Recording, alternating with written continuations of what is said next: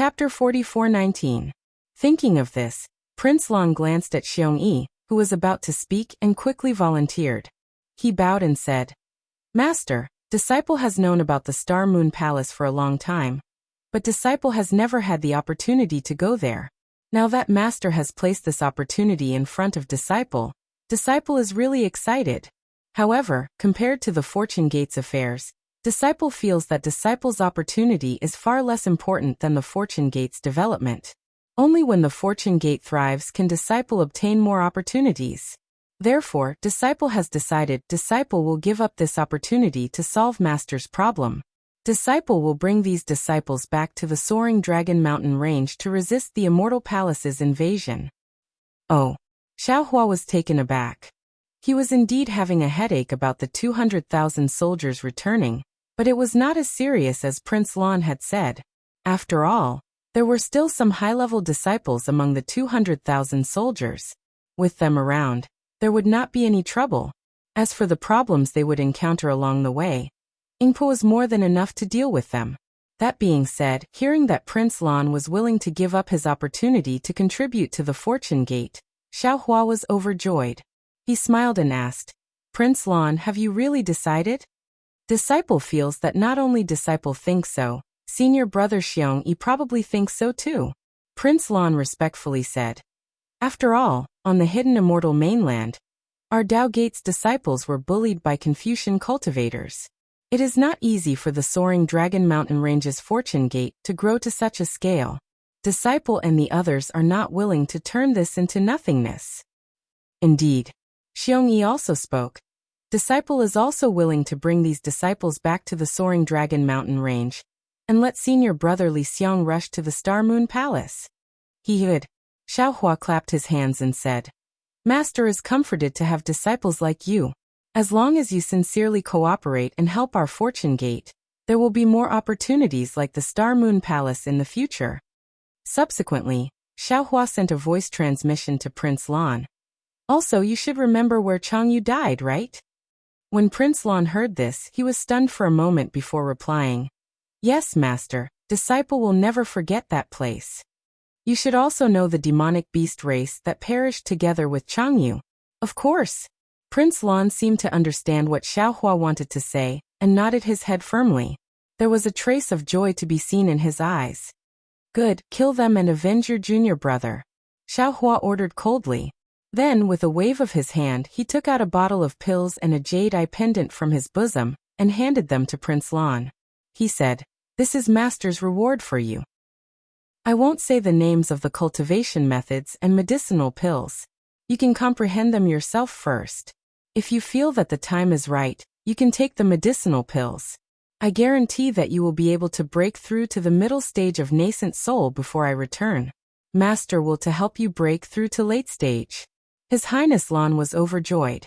He originally wanted to decline and express his noble character and unquestionable integrity, but he remembered that Xiaohua didn't like empty formalities, so he hurriedly took it and said, "Thank you, Master." Since Prince Lan is willing to lead the troops, there is no need for Xiongyi to stay. To go to the to leave. To go to the heaven to and to go. To go time, to gather time, to the ascento the head to head. To head. To place. Yes. Xiongyi nodded and handed the items to Prince Lan before flying to the thunder ship. Xiaohua turned to Ingpo and said, "You don't have to be the military advisor. You can go to your own demon realm with the army." "Junior doesn't have any demon realm." Ingpo smiled bitterly. "Junior will bring my clansmen to the ascento, and that's fine. Your clansmen can settle down in the ascento. Xiaohua smiled and said to Xian Songzi and spiritual master Jingting, "You two will be Prince Lan's assistants. You must protect him well. Don't let him get hurt." "Yes, Disciple understands." Xian Songzi and spiritual master Jingting bowed. Disciple will definitely protect junior brother Lan. Prince Lan was truly happy with his wise decision. He smiled and cupped his fists.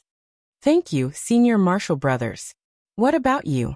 Xiaohua looked at Ao Zhantian and the other disciples. The Star Moon Palace was a great opportunity. How could Ao Zhantian and the other disciples not agree? They all nodded happily. After settling the matters in the Fortune Gate, Xiaohua asked Zhang Daoran and the others, "What about fellow Taoists?" "Junior is willing to go." Zhai Xingzi was the first to speak. "But I don't know if Qiu can go with her injuries." "It's fine as long as you want to go. Her injuries aren't a problem. At most you won't go." Xiaohua smiled.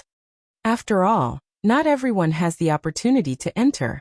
However, fellow Taoists' wedding night will have to be pushed back. Fuck, only a fool wouldn't go with such a great opportunity. Venerable Master Sun Kong shouted. Go. It's the wedding night. Who knows if they've already been singing every night? After saying that, Venerable Master Sun Kong realized that something was wrong. He hurriedly said to Prince Lan, "Fellow Taoist Prince Lan, I'm not talking about you.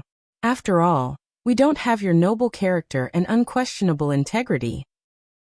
When Venerable Master Sun Kong, who was at the 5th grade of Origin Energy, called him fellow Taoist and even mentioned the noble character and unquestionable integrity that he wanted to flaunt, Prince Lan knew that he had made the right choice. He smiled and said, "There's no need to mention noble character and unquestionable integrity. It's my duty as a disciple to make some sacrifices for the sect." Venerable Master Sun Kong gave Prince Lan a thumbs up to express his appreciation. Prince Lan didn't mind, but Zhai Xingzi's face was so red that it was about to drip blood. After all, the so-called singing every night had a double meaning. "Very well, since everyone is willing, you all can stand to the side." Xiaohua smiled and glanced at everyone. He then said, "In a bit follow this old man." Xiaohua raised his hand and slapped the top of his head. Hong! A thunderous sound rang out. Tru Chi rushed out, and he flew up into the night sky. Soon after, Xiaohua's body flashed with lightning, and his body suddenly expanded to more than 1,000 zhang tall. High up in the sky, in the space of 100 li, all kinds of thunder rumbled, and thick lightning bolts swam in the night sky like a horned dragon. Not only that, under the horned dragon, Xiantian Tru Chi condensed into the shape of an auspicious cloud, and all kinds of colored pearls appeared everywhere, protecting Xiaohua's golden color.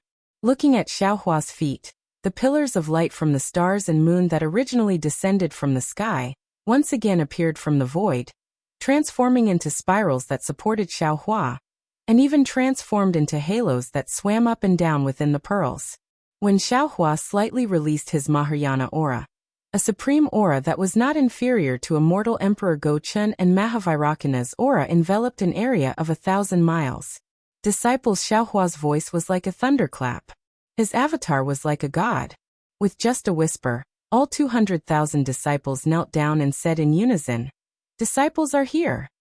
Beast King Bai Qingyu bullied my fortune gate and suppressed my avatar. You defeated Bai Qingyu and your morale soared. The heaven-concealing ridge and ancient Bell Mountain surrendered without a fight, handing over the 2 demon domains to my fortune gate." Xiaohua added, "This is my glory, and the glory of all my disciples. From today onward, there will be another invincible army on the 3 mainlands. Our fortune gate's great army will be invincible, wherever it goes. Whether it's the demon race or the human race, anyone who dares to stand in my way will be killed. Kill. Kill. Kill. Kill. Kill. Kill. Kill." Hundreds of thousands of Fortune Gate disciples killing intent soared into the night sky like rainbows. In the southern part of the night sky, the 7 merciless stars' radiance suddenly shone brightly, as if it wanted to illuminate the entire starry sky. At the same time as the 7 merciless stars' radiance, swish, swish, swish, swish, swish, swish, another 6 rays of starlight shone brightly. They were the Tianfu star, Tianliang star, Tianji star, Tiantong star, and Tianxiang star beside the 7 merciless star. The 6 stars of the southern dipper lit up the entire southern part of the night sky. Kill. The stars and moon's radiance were invisible, but it dyed the entire 1,000 demons' sacred grounds. The Fortune Gate's disciples were confused, and their auras surged as they shouted again. Boom! This time, the stars in the sky lit up at the same time. The entire 1,000 demons' sacred grounds was as bright as day, and countless pillars of starlight fell on a certain spot in the 1,000 demons' sacred grounds. Oh, Xiaohua was slightly taken aback. The pillars of starlight fell in the same direction as the Feng Wu, golden-winged Great Peng, and the others. If he guessed correctly, it should be where the Great Holy Hall was. When Xiaohua saw that only the Big Dipper wasn't lit up, a smile appeared on his face. Damn it, this must be the Feng Wu's doing. I wonder what kind of fortuitous encounter he had in the Great Holy Hall. Disciples, Xiaohua's voice resounded in the starlight. When the heavens emit killing intent, the stars move. When the earth emits killing intent, dragons and snakes rise. When the humans emit killing intent, heaven and earth overturn. When my fortune gate emits killing intent, the three mainlands tremble. Today my fortune gate has risen, and the heavens have changed. Today, all of you are escorting the soaring Dragon Mountain Range's disciples back to the Fortune Dao Palace. With Daoist Zhao's orders, all of you shall exterminate anyone who dares to harm my disciples. Anyone who dares to harm my disciples will be exterminated. Yes, we know that anyone who dares to harm my disciples will be exterminated. Anyone who dares to harm my disciples will be exterminated. The group of disciples roared, and their voices surged out in all directions like a tidal wave. Although they didn't know if the demonic beasts could hear them, Taoist Master Qing Su, Venerable Master Fan Tian, and the others paled. They had never seen such an iron-blooded army. Black Bear, White Lion, Golden Condor, where are you? Seeing the unprecedented momentum of the Fortune Gate's disciples, Xiaohua smiled and ordered. Black Bear and the other two demonic beasts didn't understand, but they still stepped out and knelt in the air. Master, we are here. What orders do you have for us? Although you are demonic beasts, you are loyal to my Fortune Gate. You have already submitted to me in the Black Wind Mountain Range. Now my Fortune Gate has conquered the Baiqingyu, Ancient Bell Mountain and Shrouded Sky Ridge. This is my Fortune Gate's foundation in the Thousand Demons' sacred realm. I hereby order you all to guard the Black Bear Beast King, the White Lion Beast King, and the Golden Condor Beast King on my behalf, and become the backbone of my Fortune Gate. Xiaohua ordered. You can recruit disciples in the Thousand Demons' sacred realm, or you can bring the soaring Dragon Mountain Range's demonic beasts over. You can make all the decisions. Chapter 44:20. Thank you, Master. This lowly one thanks Master. The White Lion and Golden Eagle were overjoyed hearing this. A beast king of a generation. This was something they had never dared to imagine. That day on the Black Wind Ridge, they had called themselves beast kings, but that was just arrogance. But today, 200,000 disciples had passed by, and all the fruits of victory were theirs to reap. This was their reward for their loyalty to the Fortune Gate. Master the Black Bear hesitated for a moment, then kowtowed. This lowly one has never been ambitious. This lowly one does not want to be a beast king. This lowly one only wants to guard Master's cultivation dwelling. His granny Xiaohua did not expect the Black Bear to abandon Baiqingyu, nor did he expect the Black Bear spirit to be so loyal to him. He would rather not be a beast king or a feudal lord than follow him. Xiaohua was touched, but at the same time, he was a little passive. However, a moment later, Xiaohua's heart skipped a beat, and he hurriedly sent a voice transmission to the Black Bear. The Black Bear was stunned for a moment. Then he hesitated for a moment before saying righteously, "Moreover, this lowly one feels that this lowly one is Master's gatekeeper. So it is only right for this lowly one to work for Master, and should not receive any rewards. The Flowing Merchant Union's patriarch Ingbo led his entire tribe to help our Fortune Gate, and they also had a share in trampling Baiqingyu. This lowly one is willing to give Baiqingyu to the Ingbo tribe, and make this place their demon territory." Hearing those words, the distant Ingpo was greatly shocked. However, he was both surprised and delighted. Although the Flowing Merchant Union had grown stronger, the Ingbo tribe's overall strength was still weak, and they could not win a place in the Thousand Demons' sacred realm. Furthermore, the demon realms of the Thousand Demons' sacred realm varied in size, but no matter how big or small they were, they all had demon kings, mountain lords, and so on. These demon kings and mountain lords all had the support of even more powerful demon clans, and all of these forces could be traced back to the 6 great saints of the Great Sage Temple. Therefore, if there were no accidents, it would be extremely difficult for the Yingbo tribe to obtain a demon territory in the Thousand Demons Sacred Realm. Although Xiaohua had made it clear that he wanted to invite the Yingbo tribe to the Soaring Dragon Mountain Range, the Yingbo tribe was still a demonic beast clan. However, Yingbo's clansmen were demonic beast clansmen. They could stay in the Soaring Dragon Mountain Range for a while, but they couldn't stay there forever. Moreover, they couldn't stay under the Fortune Gate's protection forever. Therefore, Yingpo was still willing to establish himself in the Thousand Demons Sacred Realm. However, Yingpo had never imagined that Bai Qingyu would fall into his lap, because the Fortune Gate's disciples were too powerful. Any random Fortune Gate disciple with a cultivation of grade 7 Origin Qi realm had the ability to annihilate his entire clan. Moreover, his clan had not obtained any battle merits from the battle with Bai Qingyu, so why should he ask Xiaohua to bestow Bai Qingyu to him? Therefore, the Black Bear's suggestion stunned Yingpo. He didn't understand why the Black Bear spirit, whom he didn't know, would take such good care of him. Of course, Xiaohua's words made Yingpo understand. This was because Xiaohua pondered for a moment before saying with a smile, "Black Bear, you're right. To resist foreign aggression, one must first pacify internal strife. To reward internal strife, one must reward external strife." This old man was wrong. Yingpo, Bai Qingyu will be bestowed to you today as a place for your people to live and reproduce. Are you willing? Hearing this, how could Yingpo not know that this was Xiaohua's intention? He originally wanted to decline, but seeing that He Xiong had already declined, if he continued to decline, Xiaohua's face would not be good. Furthermore, he himself really wanted to find a place for his clansmen to settle down.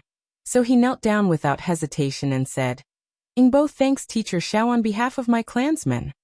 Just as Yingpo's words fell, all of Yingpo's people on the lightning boat knelt down and cried, "This little one thanks Master Xiao. We will forever be loyal to Master Xiao.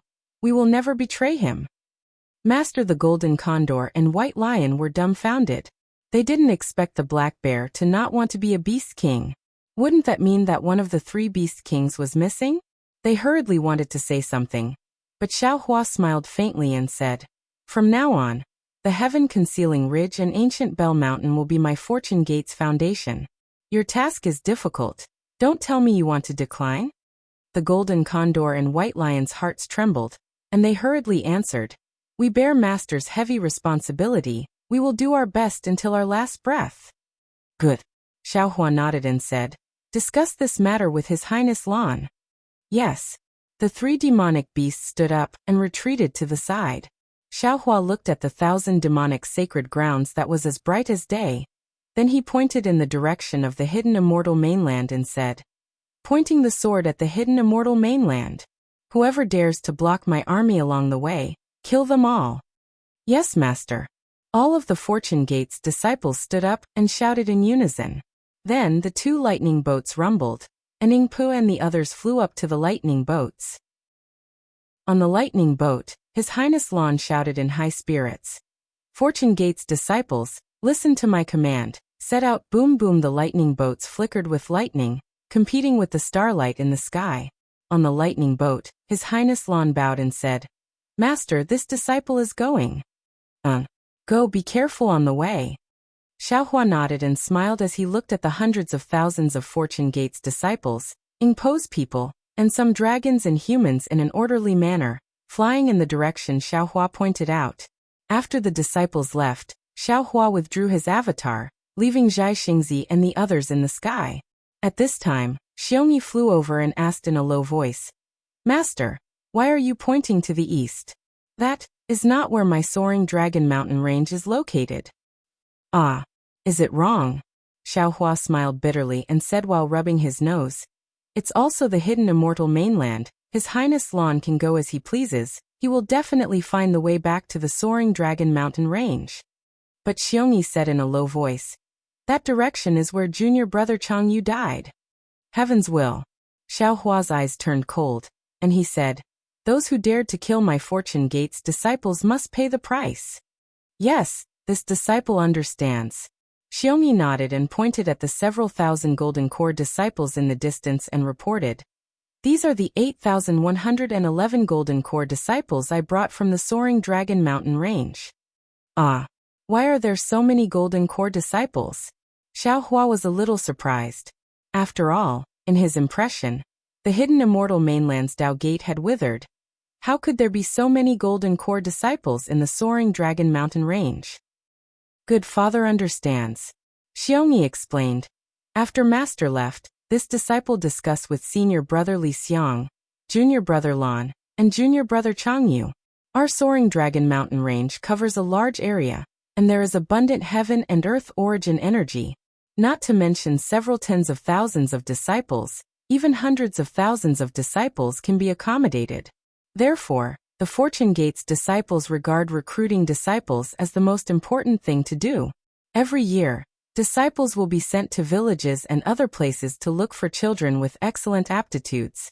It's very strange, in these 100 years, the hidden immortal mainland's weather has changed greatly.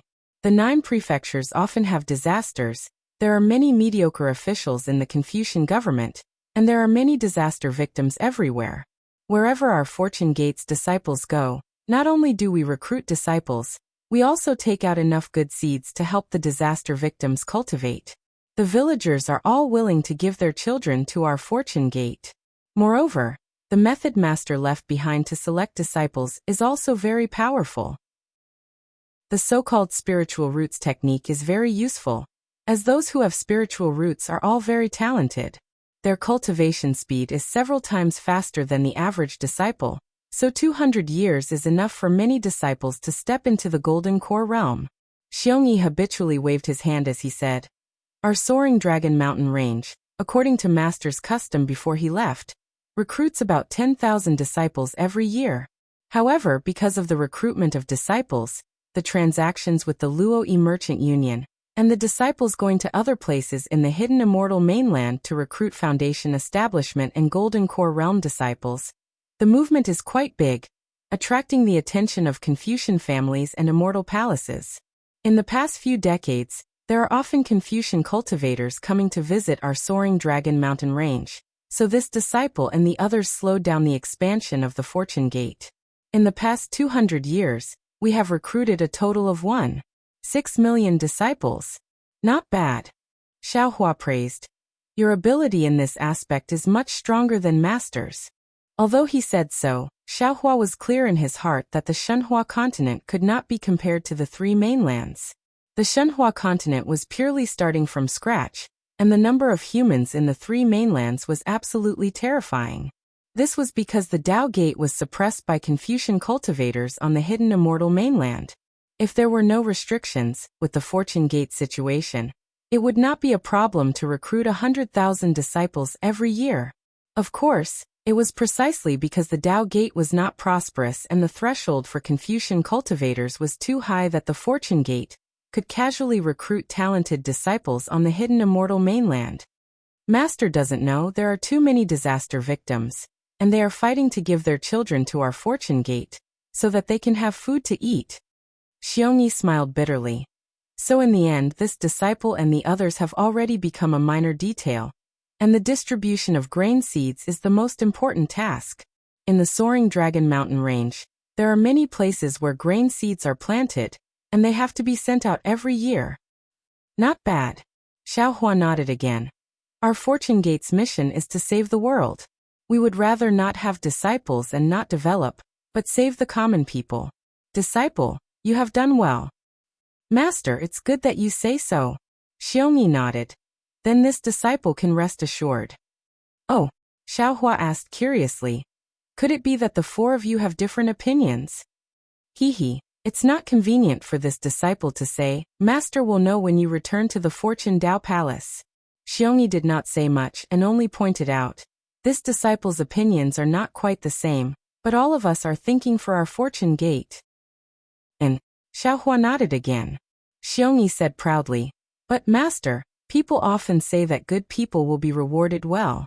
Although this disciple does not wish to recruit disciples, the disciples that our Fortune Gate recruits are all outstanding.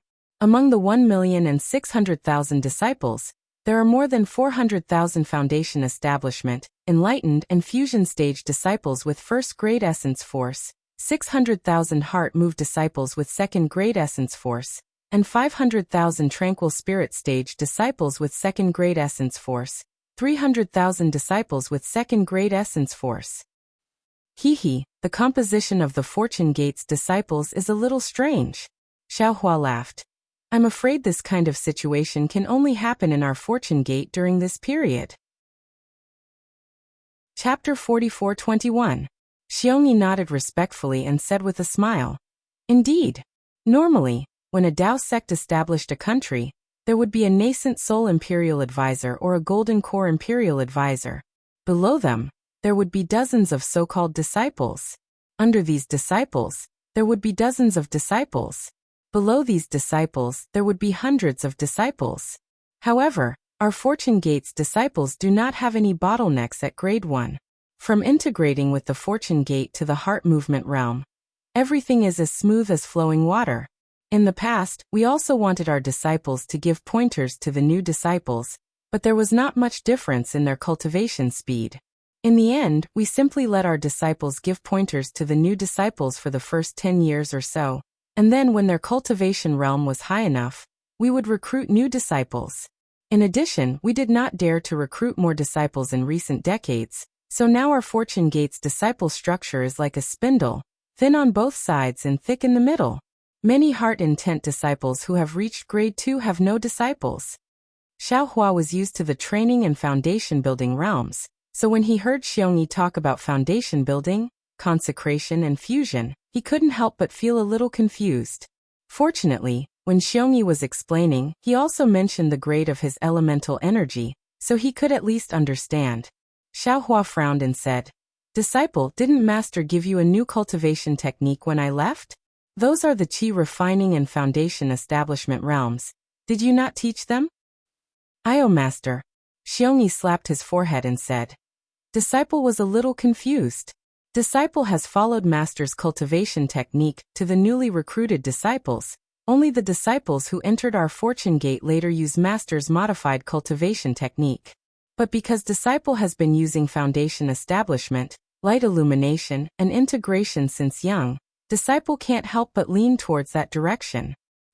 It is easy to impart cultivation techniques, but changing one's mindset is really difficult. Xiaohua sighed. Disciple was wrong, but Master does not need to worry. Xiongyi smiled and said, Our Fortune Gate's disciples use Qi refining and foundation establishment realms. Only Disciple can't change. Alright, go on. Xiaohua himself was not used to the hidden immortal mainland's cultivation system. Of course, he could not force Xiongyi and the others to correct it immediately. Yes, Master. Xiongyi continued. Before coming to the 1,000 Demons' sacred grounds, our Fortune Gate had over 23,000 Golden Core Realm disciples. Among them, 2,000 mid and late-stage Golden Core Realm disciples joined the Fortune Gate later. This includes this disciple, Senior Brother Li Xiang, and Martial Uncle Lan's disciples. Senior Brother Li Xiang stayed behind to guard the soaring Dragon Mountain range, leaving behind 5,000 Golden Core disciples. Junior Brother Lan, Junior Brother Changyu, and I have brought a total of 18,300 Golden Core disciples and 10,000 late-stage Foundation Establishment disciples to the 1,000 Demons' sacred realm. Along the way, we lost 50% of our disciples, and half of our Golden Core disciples and Foundation Establishment disciples. Oh?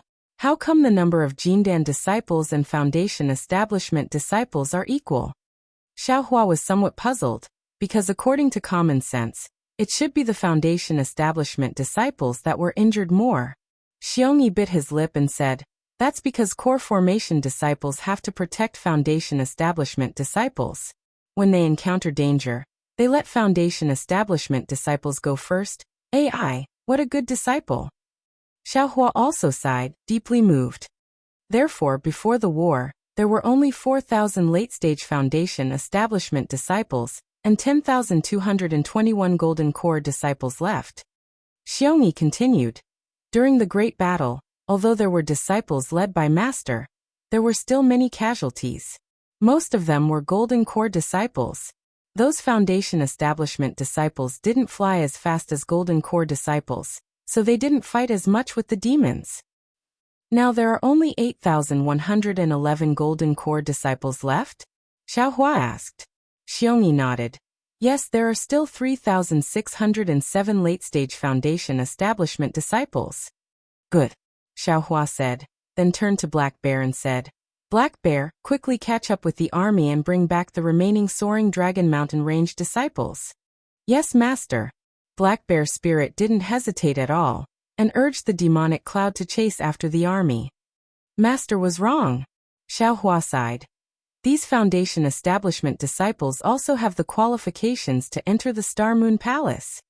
But Master, Xiongyi looked at the thousands of Golden Core disciples and said, Disciple only heard that there are very few cultivators who can enter the Star Moon Palace.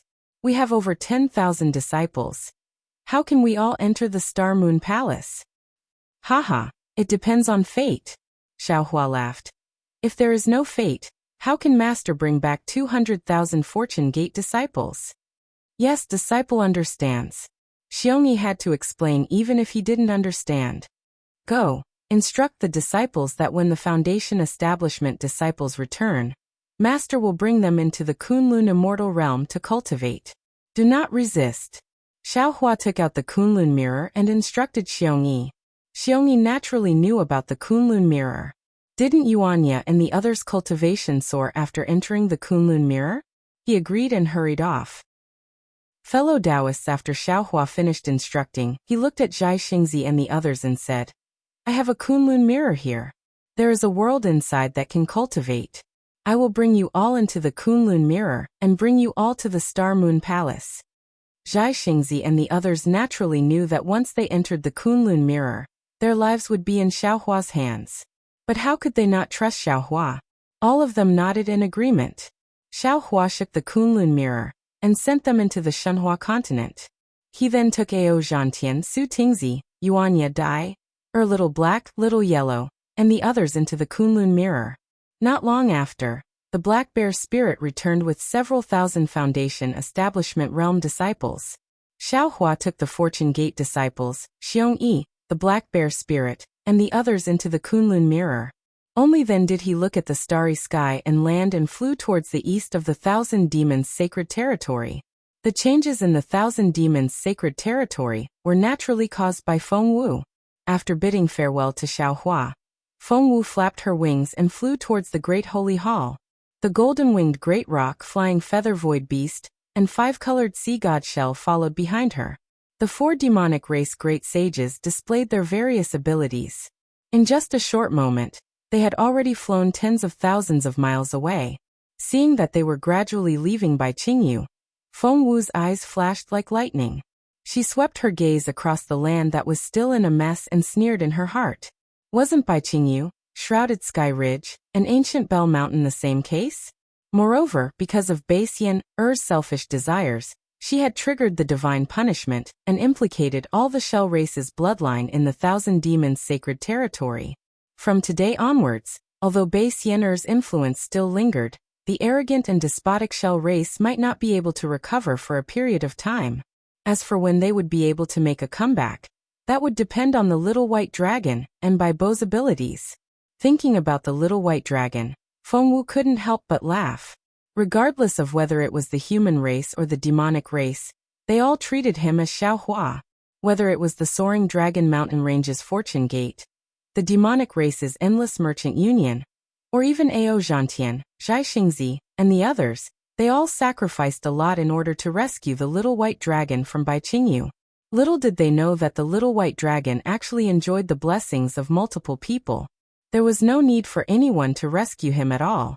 That Beast King Bai Qing's daughter actually obediently stole him away.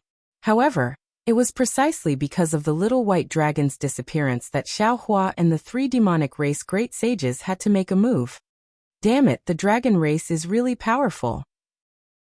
They're really attractive to ordinary female demonic race members. Feng Wu thought naturally in his heart. At this moment, he suddenly frowned as if he had thought of something. Just as he was about to speak, he saw a streak of golden light above his head.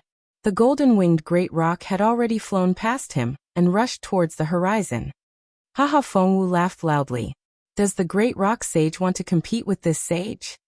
If that's what the Great Rock Sage wants, why don't we compete? The golden-winged Great Rock's voice came from afar. He laughed and said, "Let's see whose demonic body is stronger and whose flying speed is faster. The limit is 1 day." Behind Feng Wu, the flying feather void beast shouted loudly, "If you go any further, I'm afraid we won't be able to catch up." "All right," Feng Wu agreed. He flapped his wings and lightning crackled around his body. Beams of starlight and moonlight blasted into the great rock sage, and a string of illusory figures appeared out of thin air. Feng Wu chased after the golden-winged great rock at lightning speed. Hee, the great rock sage is indeed extraordinary. In the sky, the golden-winged great rock laughed loudly and shouted proudly, "However, it won't be easy for you to catch up to this sage." As they spoke, the two demonic race great sages' figures disappeared at an extremely fast speed. The flying feather void beast and the five-colored sea god shell were naturally not slow, but the two saints were slightly inferior to the great rock sage and Feng Wu. Layers of ripples rose rapidly in the air. Within the ripples, the two saints' figures were faintly discernible. Sometimes they were distorted abnormally, sometimes they returned to normal, but most of the time they were broken illusory figures. Similarly, in just a moment, the two saints' figures also disappeared. While flying, the five-colored sea god shell heard the flying feather void beast's voice. "Shell sage, what do you think of the 7-star phoenix sage?" "What do I think?" The five-colored sea god shell's mouth was bitter. While urging his demonic body to continue flying, he replied indifferently, "What can this sage think? This phoenix sage has obtained the recognition of the 7 stars, so his strength must be far beyond ours. Didn't you see his battle with the great rock sage? Even the great rock sage was almost defeated by him. If the great rock sage hadn't materialized his star mark at the critical moment, the position of the strongest demonic race would have changed hands." Speaking of this, the five-colored sea god seashell looked at the distorted space in the distance with disappointment and said, "Fighting naturally requires strength. It may be a cultivation method, a secret technique, or a monster body. The great rock sage has been a great saint for hundreds of thousands of years, and the time he's spent in the great saint realm is only second to the profound Pentaceratops. As for the phoenix sage, not only has she just become a saint, she hasn't even entered the great saint hall yet. How would we know about her opportunities? Also, the great rock sage wants to compete in flying speed with the phoenix sage. I'm afraid he wants to compete in physical strength, right? Shell sage, this sage's flying speed isn't my strong point. Who do you think is faster?" The flying feather void beast didn't hesitate at all, as if it had already guessed. It should be the great rock sage. After all, his true form is the great rock sage, and he's known as the demonic race's #1 flying beast. However, even so, this sage feels that the phoenix sage isn't too far behind. Chapter 44:22. That's right. Saint Anai is right, said the pentacolored seashell. The demon body is the #1 cultivation proof for the demon race. Saint Phoenix's demon body isn't inferior to Saint Peng's. Even if Saint Phoenix is defeated today, it's only a matter of time before he becomes the strongest of the demon race. The flying feather void beast smiled. Who is the strongest of the demon race isn't something we should be concerned about. It should be a matter for the two great sages, Saint Phoenix and Saint Dragon. They've been fighting for so many years, and now there's a 7-star Saint Phoenix. Haha, the great sage hall is getting more and more lively. AI the pentacolored seashell sighed. That's right. There's going to be a great change in the 1,000 demon sacred realm. I wonder if there'll be an even greater bloodbath. That depends on Saint Phoenix's ambition. The flying feather void beast smiled. He only needs half of Saint Dragon's ambition. That's unlikely, the pentacolored seashell replied absent-mindedly. From the situation in Baiqingyu, Veiled Sky Ridge, and Ancient Bell Mountain today, Saint Phoenix's heart doesn't seem to be here. That's right. That's what this saint finds most strange. The flying feather void beast smiled. However, that was all he said. He paused for a moment and waited for the pentacolored seashell to continue. Unfortunately, the pentacolored seashell was preoccupied and didn't ask. The flying feather void beast thought for a moment and took the opportunity to ask, Saint Shell, you just said that the demon body is the #1 cultivation proof for the demon race. That seems a bit lacking, no? The five-colored sea god Bei was startled when he heard this.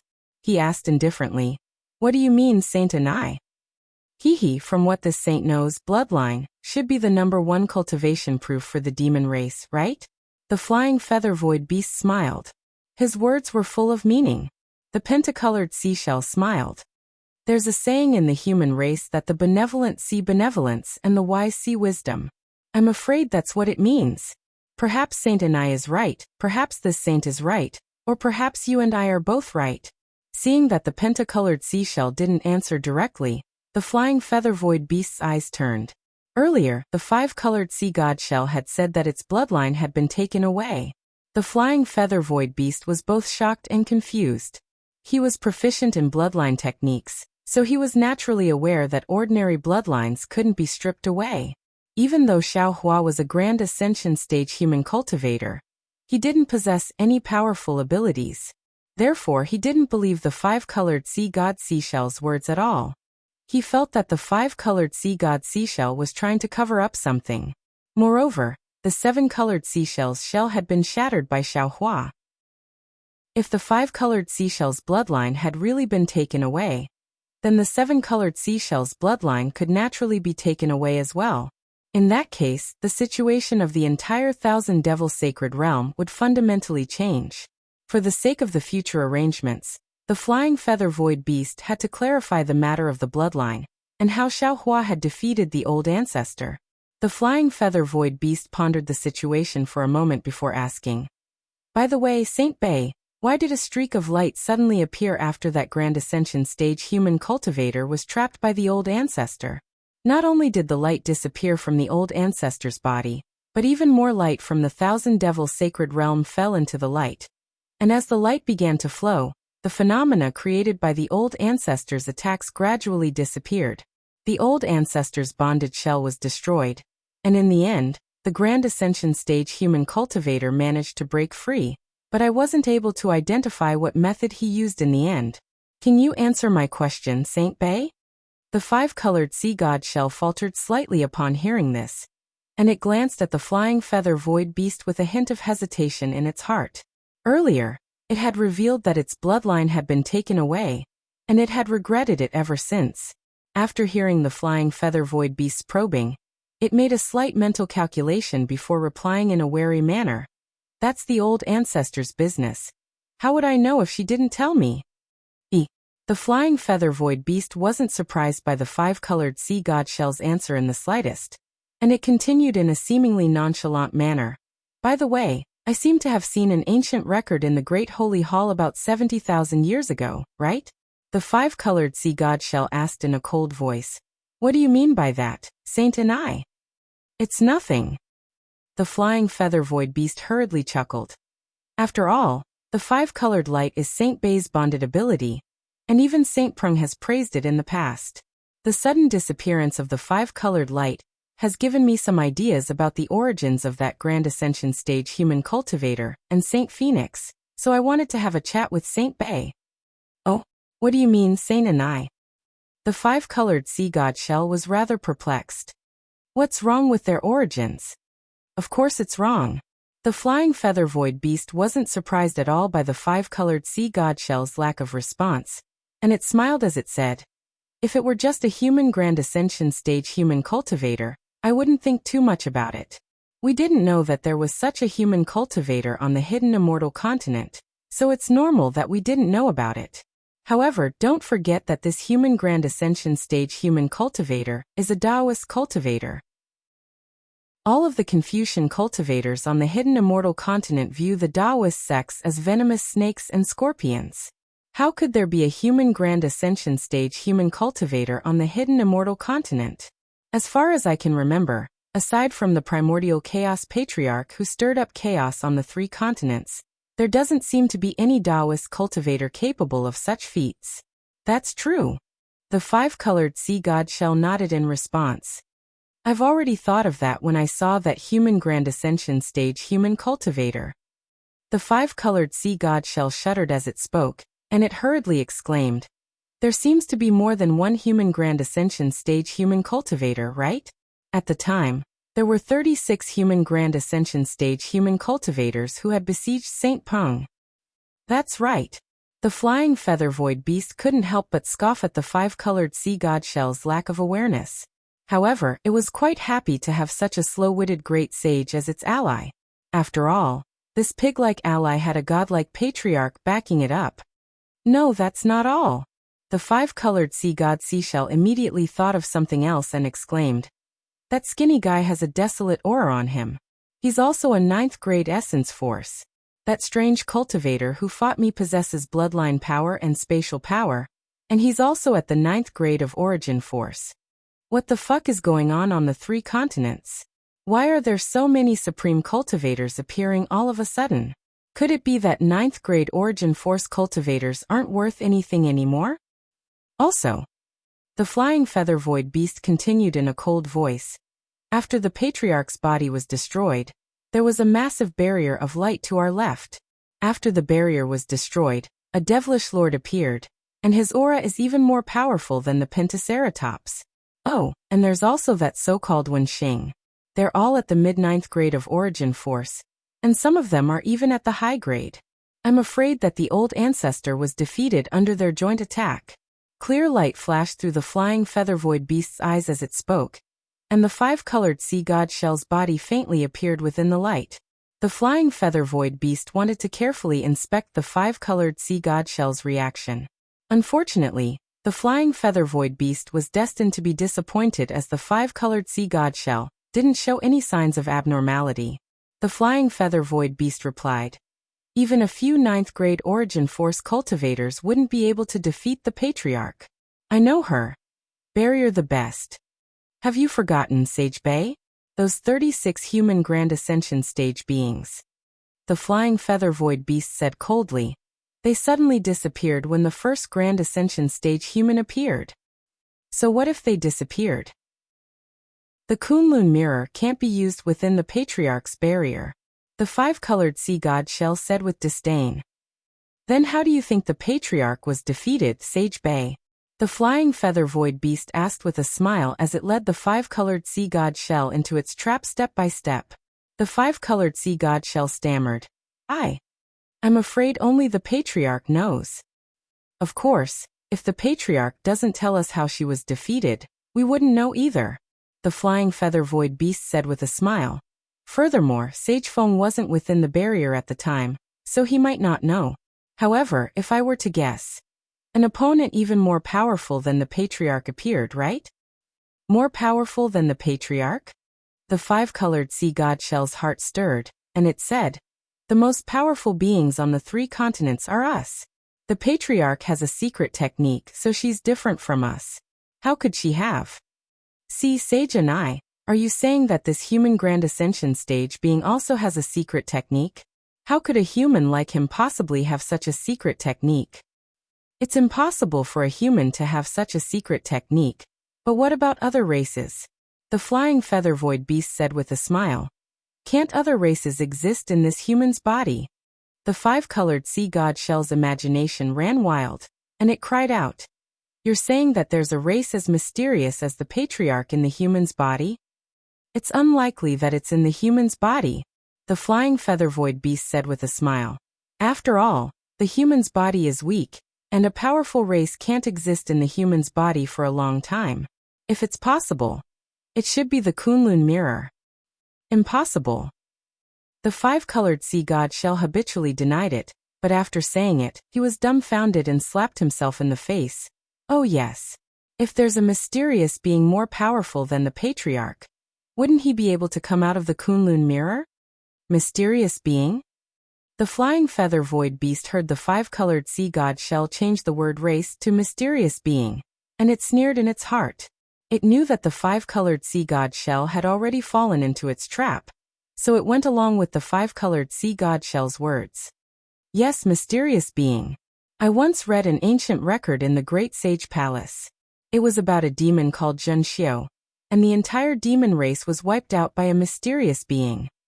Speaking of this, the flying feather void beast looked at Qin Guang again.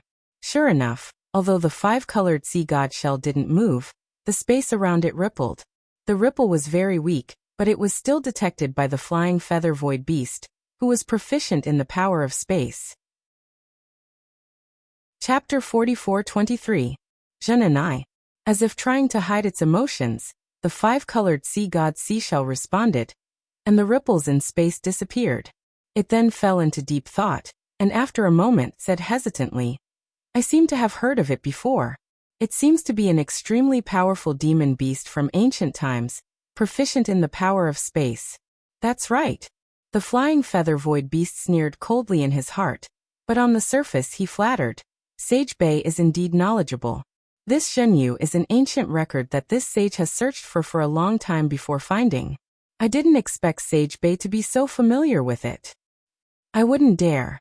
I've only heard the ancestor mention it occasionally.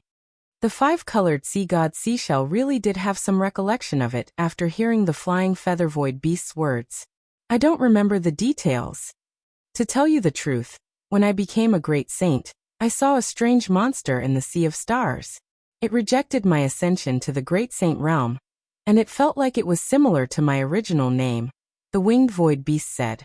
So, after I became a great saint, I searched through the ancient records of the great holy temple in an attempt to find the origin of this unknown great saint. Only then did I find the legend of Zhen and I in the ancient records. According to the records, Zhen and I was extremely powerful.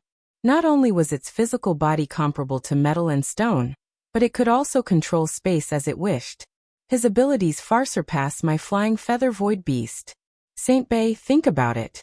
When I saw a demon that was so similar to my ability, and even more powerful than mine, how could I not trace its origin? How could I not find out why this powerful demon had disappeared for no reason? When this sage took a look, it was nothing serious, but it really gave me a shock. The flying feather and I void beast sent a voice transmission with some lingering fear. The records clearly state that one day, the Zhenyong Grand Sage fought with another demon for some unknown reason. That demon was no match for the Zhenyong Grand Sage, and was almost killed by the Zhenyong Grand Sage. However, the strange thing was that the Fae that was about to die suddenly transformed into a strange existence. This existence's appearance and true form could not be seen with the naked eye, or with one's essence perception. Furthermore, the weather in the entire Thousand Fae sacred realm changed drastically. The clear sky turned into dark clouds as spatial vortexes filled the sky. That being used some unknown abhijna, and the Zhenxiong Grand Sage's physical body instantly withered. Furthermore, the blood-red light around his body flowed, and turned into tiny fragments that fell into the hands of that being. Not only that, but the situation after that was similar to today. After the Zhenxiong Grand Sage's bloodlight dissipated into nothingness, the entire Thousand Demons sacred realm was suffused with bloodlight. Countless amounts of bloodlight gathered in the hands of this being. At this point the flying feather void beast stopped, and the five-colored sea god shell asked, And then? After that, the Zhenyong Grand Sage disappeared, and so did that entity. The Zhenxiong lineage lost their spatial abhijna, and gradually disappeared from the Thousand Demons sacred realm. The flying feather void beast's voice sounded distant, as if the Zhenxiong lineage had disappeared. Phew, the five-colored sea god shell heaved a sigh of relief and laughed. Thank you for your reminder, Saint and I. However, the Zhenxiong Grand Sage's blood essence was probably absorbed by that being. The entire Zhenxiong lineage in the Thousand Demons sacred realm seemed to have their blood essence sucked as well. It was different from today. Then, what was absorbed by the human Mahayana lineage today? The flying feather void beast seemed to ask casually. This time, the five-colored sea god shell did not answer directly. Instead, it paused for a moment before saying, This, you don't have to worry about it, Saint and I. Haha, it's all right, Saint Bei. No matter what it is, I won't mention it again. The flying feather void beast saw the five-colored sea god shell's denial, and already had a plan in its mind. It laughed. What I want to say is that you must have lost something, right? Also, the five-colored sea god shell lineage must have lost something similar, right? The five-colored sea god shell did not answer. It was actually very dejected. It could not afford to pursue this matter. There were many descendants of the shell race in the Thousand Demons sacred realm, so how could it not be leaked? Furthermore, it had mentioned it in a moment of absent-mindedness. Since Saint Bei isn't answering, I'll take it as a yes. The flying feather void beast finally voiced its conjecture. In other words, the being our ancestor encountered today is as terrifying as the being from before. Think about it. Does this human Mahayana lineage have the qualifications to do so? The 7-star Phoenix sage said that he became a great sage in the Kunlun mirror of the human Mahayana lineage. What does that mean? It means that the terrifying being is in the Kunlun mirror of the human Mahayana lineage. Oh, Saint Bei, do you know the primordial chaos ancestor of the Taoist sect? I do. What about it? The 5-colored sea god shell was completely unable to follow the flying feather void beast's train of thought. The primordial chaos ancestor was suppressed by the yin-yang illustration by the Confucian and Buddhist cultivators, and they wanted to use the illustration to kill him. However, the primordial chaos ancestor found a way to refine the yin-yang illustration, and it said that he attached his nascent soul to it. As long as the treasure isn't destroyed, he won't die. Do you think that the mysterious being in the Kunlun mirror also attached his nascent soul to the Kunlun immortal realm and used it to achieve immortality? Damn it, how am I supposed to know? The 5-colored sea god shell was confused by the flying feather void beast's words. Saint Anai, what are you trying to say? What I mean is the flying feather void beast smiled mysteriously and transmitted its voice. That human Mahayana lineage is just a cover. He's no match for our ancestor. In other words, those Mahayana lineages, the 7-star Phoenix sage, Wen Chu, and the others are all subordinates of that mysterious being hiding in the Kunlun mirror. They're even like demon pets. Hissed the 5-colored sea god seashell turned pale with fright. He took a deep breath and stopped moving. His entire monster body appeared in the void as he shouted, How is this possible? After a short while, the flying feather void beast flew back from the distance, and it looked at the 5-colored sea god shell with a smile. Most humans and demons on the 3 continents think that the most powerful being in the 1,000-demon holy realm is the golden-winged Great Peng. But what about the truth? The 6 of us have more or less received guidance from our ancestor. If she doesn't care about fame and fortune, wouldn't she be just like that mysterious being? The 5-colored sea god shell was silent for a long while before it finally muttered. I originally thought that the 7-star Phoenix sage and Wen Chu might be the clones of that human Mahayana lineage, but I didn't think that Saint Ni's thoughts would be even more incredible. Saint Ni's thoughts are even more incredible, the flying feather void beast said with disdain. The Taoist sect does have cloning techniques, but it's not like we don't have them either. Saint Anai, don't tell me you haven't cultivated clones. But think about it. Can you create so many clones? Furthermore, each clone is different. Some are Confucian cultivators, some are demonic cultivators, and there's even a devilish lord. Besides, how can clones be more powerful than the true body? Which clone isn't at a lower level of power? If you were to say that the dragon that was sealed was the clone of that human Mahayana lineage, then that would make sense. That's true. The 5-colored sea god shell nodded before flying away again. Behind him, the flying feather void beast asked, Ancestor, do you have any instructions for Saint Bei? The 5-colored sea god shell hesitated momentarily before replying. Our ancestor didn't say much. She only told me to follow her instructions. That's right. The flying feather void beast nodded. Our ancestor's bonded shell has been shattered, but think about it. When she was speaking to that human Mahayana lineage, she didn't sound very respectful at all. That's right. The 5-colored sea god shell hurriedly replied. You're right, Saint Anai. Our ancestor didn't dare to say anything as she was afraid that we would offend that mysterious being. The flying feather void beast looked at the 5-colored sea god shell with a meaningful expression. In that case, you should understand why I'm being so long-winded, right? The 5-colored sea god shell was a little dejected. I've lost some of my abilities, and I don't have any desire to win anymore. I have no intention of getting involved in the matters of the golden-winged Great Peng, the arcane Pentaceratops, and the heaven-defying lightning phoenix. The flying feather void beast was a little exasperated, and it said, That's part of the reason, Saint Anai. The most important thing is still the Dragon Island or the Great Holy Hall. You have to decide which one you want to choose. The 5-colored sea god shell was truly perplexed. and it turned to the flying feather void beast with a perplexed expression. Of course I'm going to choose the Great Holy Hall. What's the difference between the Dragon Island and the Great Holy Hall? Motherfucker. The flying feather void beast cursed internally.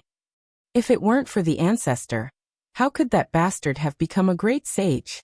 With that brain of his. Oh, that's right, the five-colored sea god shell doesn't have a brain. The flying feather void beast could only curse internally. He still needed to form an alliance with the five-colored sea god shell. And he didn't dare to offend Bei Xian, so he patiently said, "There's something strange about what happened today. The matter of suppressing the human Grand Ascension stage avatar was the ancestor's idea, and I also know a little about it, but Saint Peng doesn't. The sky-obscuring ridge is being used by other demon races. Don't you think that the demon race we don't know about is plotting something?" "I don't quite understand." The five-colored sea god shell nodded.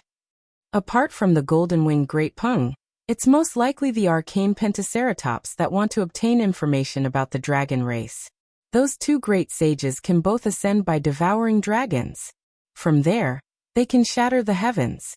If the golden-winged Great Peng wasn't putting on a show today, then the arcane pentaceratops must be behind this.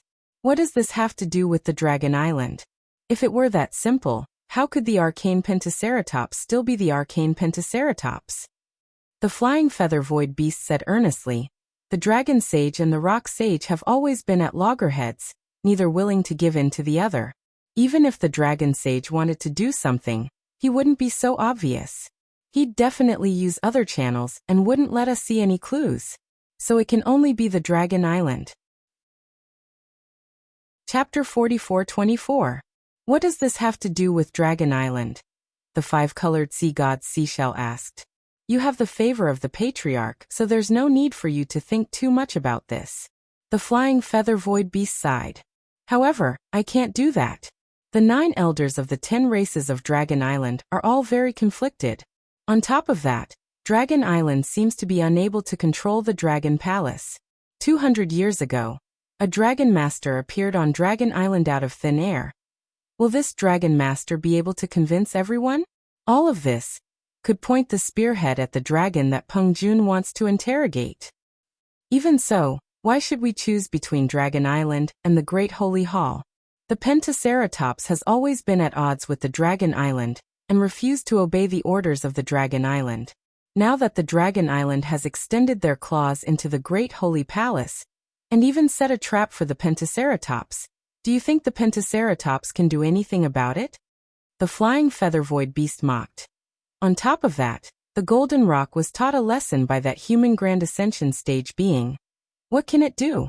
The 7-star Phoenix is an old friend of that human Grand Ascension stage being. What can it do? The five-colored sea god Seashell was even more astonished. "You're right, Saint and I. If the Pentagram Dragon and the Golden Rock are on the same side, then our Great Holy Hall and Dragon Island will really have to go to war." "Of course not. Our Great Holy Hall has 7 Great Holy Sages. Sparrow Saint and Spider Saint may not be willing." The flying feather void beast chuckled.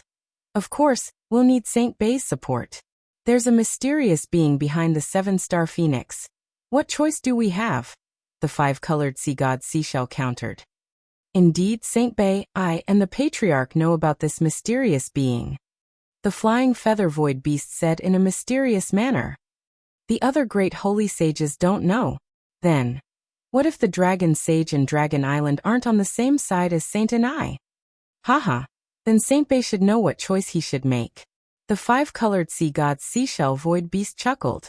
The flying feather void beast laughed and said, "Otherwise, this saint would have wasted my breath talking so much." If that's the case, hearing this, the five-colored sea god Seashell suddenly felt enlightened. He said telepathically, "The competition between the Rock Sage and the Phoenix Sage won't be that simple, right? Take a guess?" The flying feather void beast smiled and flew into the distance. The five-colored sea god Seashell shook his head with a wry smile. He also flew into the air, but without the five-colored halo he was much slower.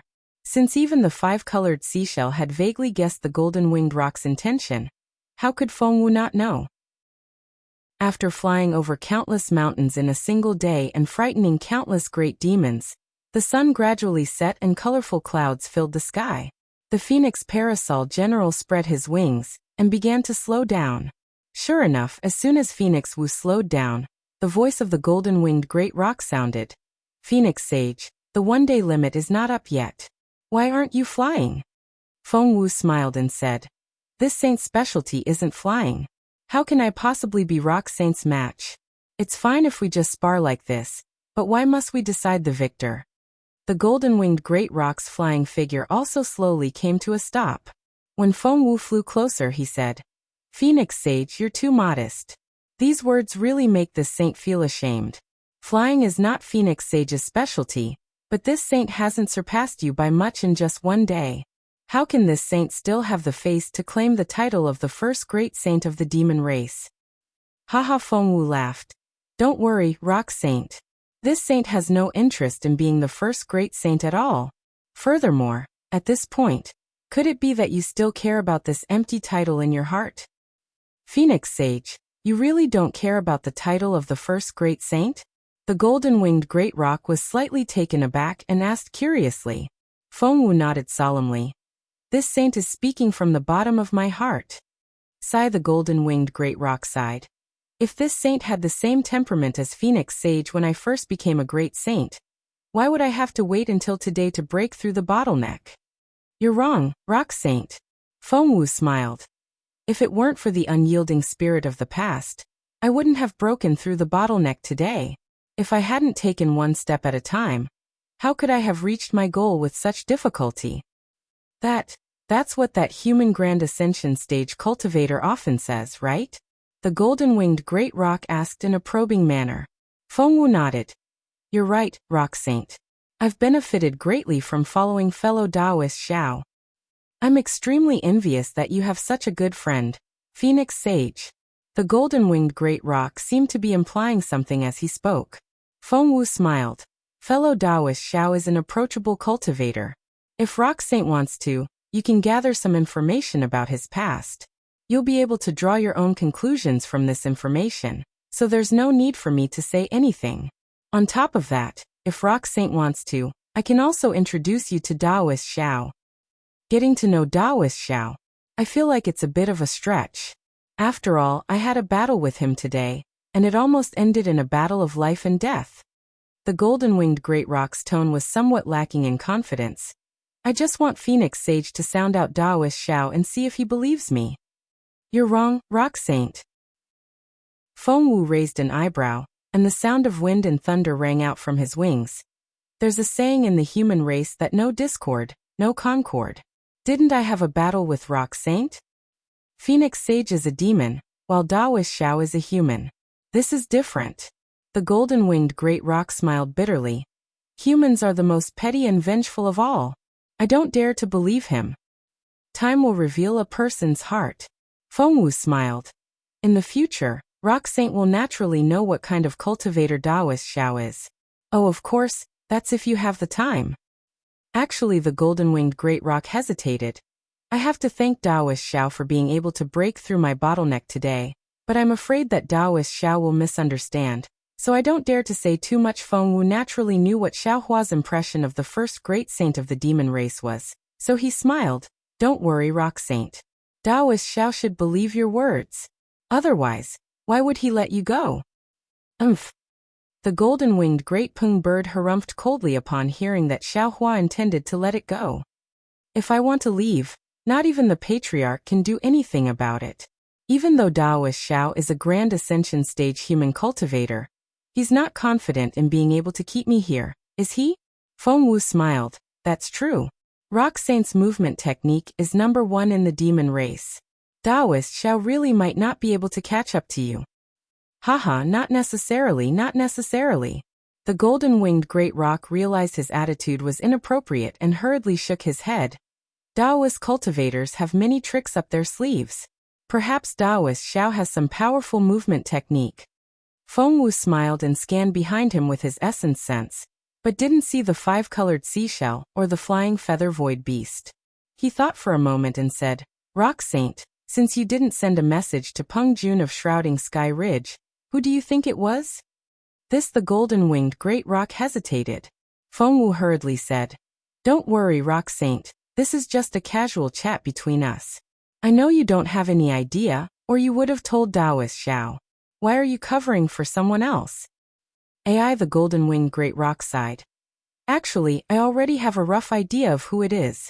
I have a rough idea of who's behind this, but if I hadn't broken through my bottleneck and broken through to the void-shattering realm, and if you weren't a 7-star great saint, the Great Holy Hall would have most likely revered you in the future. The safety of the Great Holy Hall and the 1,000 demons sacred realm would have fallen on your shoulders. I wouldn't have told you. Oh, is it that serious? Feng Wu was also stunned and asked in confusion. Of course. The golden-winged Great Peng's voice was filled with authority as he replied. To think that a demonic beast would use this saint to give orders. This clearly shows that they don't respect this saint or the Great Holy Temple. These demonic beasts have ulterior motives.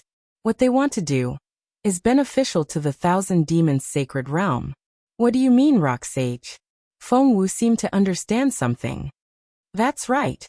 If I'm not mistaken, it should be the Pentaceratops dragon's doing. The golden-winged great rock said firmly. Feng Wu smiled and looked at the golden-winged great rock. Didn't you just say you weren't sure? Why are you so sure now? Of the 6 great saints of the Great Holy Hall, only I and the Pentaceratops dragon would covet the dragon. Since it wasn't me, then, it could only be the Pentaceratops dragon. Seeing that Feng Wu didn't believe him, the golden-winged great rock's tone became colder. He said unhappily, besides, he's been coveting my position as the first great saint of the demon race for a long time. In the entire demon race, he's the only one who dares to do something behind my back. Of course it's him. Also the golden-winged great rock hesitated, then added, according to what I know, the Pentaceratops dragon seems to be in contact with some elders of Dragon Island. Otherwise, he wouldn't know about Taoist Zhao's relationship with the dragon race. Do you have any evidence, Rock Sage? Feng Wu asked with a smile. The golden-winged great rock stiffened and said coldly, my words are evidence. If you don't believe me, then so be it. In fact, if I hadn't broken through, I definitely wouldn't have said what I said today. I also wouldn't have schemed to find a chance to be alone with you.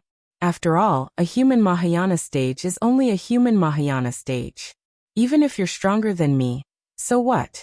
As for inviting you, that's because I respect you as a great saint of the demon race. I also want to borrow your power to restrain the Pentaceratops dragon. As for other thoughts, I don't have them. Chapter 44-25. Seeing the golden-winged great Peng bird speak directly like Peng Jun, Feng Wu also secretly felt respect for it. Although the strength of the golden-winged rock was there, and there was no need to hide it, this was also related to the nature of the golden-winged rock. In fact, when Xiaohua learned that the little white dragon had been suppressed by Bai Qingyu, he had discussed this matter with Feng Wu and the other clones. All of them felt that this matter might not necessarily have anything to do with the 6 great sages of the Great Sage Hall. After all, Xiaohua's strength was only at the 5th or 6th level of origin energy. He was not even comparable to Bai Qingyu, so how could he possibly fall into the eyes of the great sages of the demon race? However, the appearance of the golden-winged great Peng, the flying feather void beast, and the 5-colored sea god shell in Bai Qingyu was out of Xiaohua and Feng Wu's expectations. However, from the mouths of the 3 great saints, they heard something fishy and knew that they might have been deceived by the Monster King. However, at that time, all the explanations and speculations would be useless. Only by fighting and determining the victor would they have the right to speak. Therefore, when victory was within their grasp, whether it was Xiaohua or Feng Wu, they more or less had compassion in their hearts and did not truly beat the 3 great saints to death. Especially later, when Xiaohua revealed a portion of his strength, the 3 great saints saw Xiaohua's sincerity. Although the 3 great saints didn't say anything, when they fought, they still left some leeway. Because at such a supreme realm, who would really risk their lives if there wasn't a great enmity between them? Not to mention that everyone had already realized that something was wrong. At that time, the fight was more about face. Because of this, when Xiaohua was sucked into the Great Rainbow Shell realm by Bai Xian, Feng Wu pulled the 3 great sages out of this matter. She stopped them and began to talk about romance. The three great sages naturally knew what Fengwu was thinking. This was also the reason why the golden-winged great roc had invited Fengwu after part of the truth had been revealed. Because he already knew that Fengwu was the great sage of the demon race. Even though Fengwu had a very close relationship with Xiaohua, Fengwu accepted the invitation with ease because he knew very well that even the three great saints didn't have the strength to make things difficult for him. The three great saints definitely wouldn't make things difficult for him, because of Bai Qingyu. However, after seeing the rare humble attitude of the golden-winged great roc, and what he said just now, Fengwu suddenly understood that Bai Qingyu's matter might be very small and not worth the attention of the great sage of the Great Sage Temple. But this matter had caused a lot of trouble, and the power behind it had a lot to plan. This plan had originally been hidden under the ice river, but Bai Qingyu's matter had exposed it all at once. Furthermore, the power of the Great Sage Hall's 6 great sages was balanced. Suddenly, the golden-winged Great Peng broke through the bottleneck and became a great saint himself. In an instant, the balance between the entire Great Sage Temple and the Thousand Demons' sacred realm was broken. In particular, his strength had suppressed the ambitious mystic armored Pentaceratops. If the Thousand Demons' sacred realm wanted to reach a new equilibrium, it would be impossible without some turbulence. Thinking of this, Fengwu smiled and said to the golden-winged Great Peng, "Sage Peng, I understand what you mean. However, I've already said that I won't interfere in any of the Great Sage Temple's affairs, and I won't allow any power to interfere in the Thousand Demons' sacred realm. Therefore, I'm afraid your hopes will be dashed." The golden-winged Great Peng sneered. "When the mystic armored Pentaceratops became a great saint, I happened to pass by. The mystic armored Pentaceratops was afraid that I would disturb his celestial worship. So he swore many things in front of me and almost swore a demon oath. With my character, how could I possibly stop the birth of a great saint of the demon race? I didn't pay any attention to him, and even stood guard for him. But what happened in the end? He didn't fulfill a single word of his, and even frequently caused trouble for me. How could he still be the mystic armored Pentaceratops of that day? Moreover, if you don't want to establish your power in the Thousand Demons' sacred realm, why did that human Mahayana realm take Bai Qingyu, heaven-obscuring ridge, an ancient bell mountain for himself? Why would a human Mahayana realm cultivator want territory in the Thousand Demons' sacred realm? Fengwu waved a hand with a faint smile, and said, "There's a saying in the human race that distance tests a horse's strength, and time reveals a person's heart. You can just wait and see what I think in the future, Sage Peng. I won't agree to what you just said, Sage Peng. I won't interfere in the karma of the Great Sage Temple." The golden-winged Great Peng chuckled coldly. "Seeing as you've already become a great saint, you've already been tainted by the karma of the Great Sage Temple. Just like today, I had no relationship with that human Mahayana realm cultivator, but I was still dragged into this mess. To be honest, if it weren't for the fact that that human Mahayana realm cultivator had a good character, Sage and I, Sage Bei, and I would have been severely injured even if we didn't lose a grade. This is also why I wanted to befriend that human Mahayana realm cultivator." A thought seemed to have occurred to the golden-winged Great Peng at this point, and he stiffened his neck as he said, "This isn't me admitting defeat. If he wants to fight me, then you can help me accept it." Fengwu laughed heartily as he flapped his wings and said, "Sage Peng, you really are an interesting demon. Compared to the craftiness of Sage and I and Sage Bei, I think Daoist Xiao would be more willing to befriend you." "How crafty can Sage Bei be?" The golden-winged Great Peng chuckled coldly. "He doesn't even have a brain." Fengwu could tell from Bai Qing's confusion. On top of that, Sage and I is inferior to the Pentaceratops. Fengwu naturally couldn't take the golden-winged Great Peng's words at face value, but he still said, "That's true. Among our demon race, it seems that the dragon race is the most crafty. From the ordinary dragon race to the dragon kings of the 4 seas, then to the 9 elders of the dragon palace. In the future, if anyone dares to call foxes cunning in front of me, I'll break their nose. In the face of dragons, foxes are like 3-year-old toddlers." Haha, that's right, that's right. Although Fengwu didn't mention the Pentaceratops, the golden-winged Great Peng felt the same way. He laughed heartily and flapped his wings, causing a gust of wind to blow within 100 miles.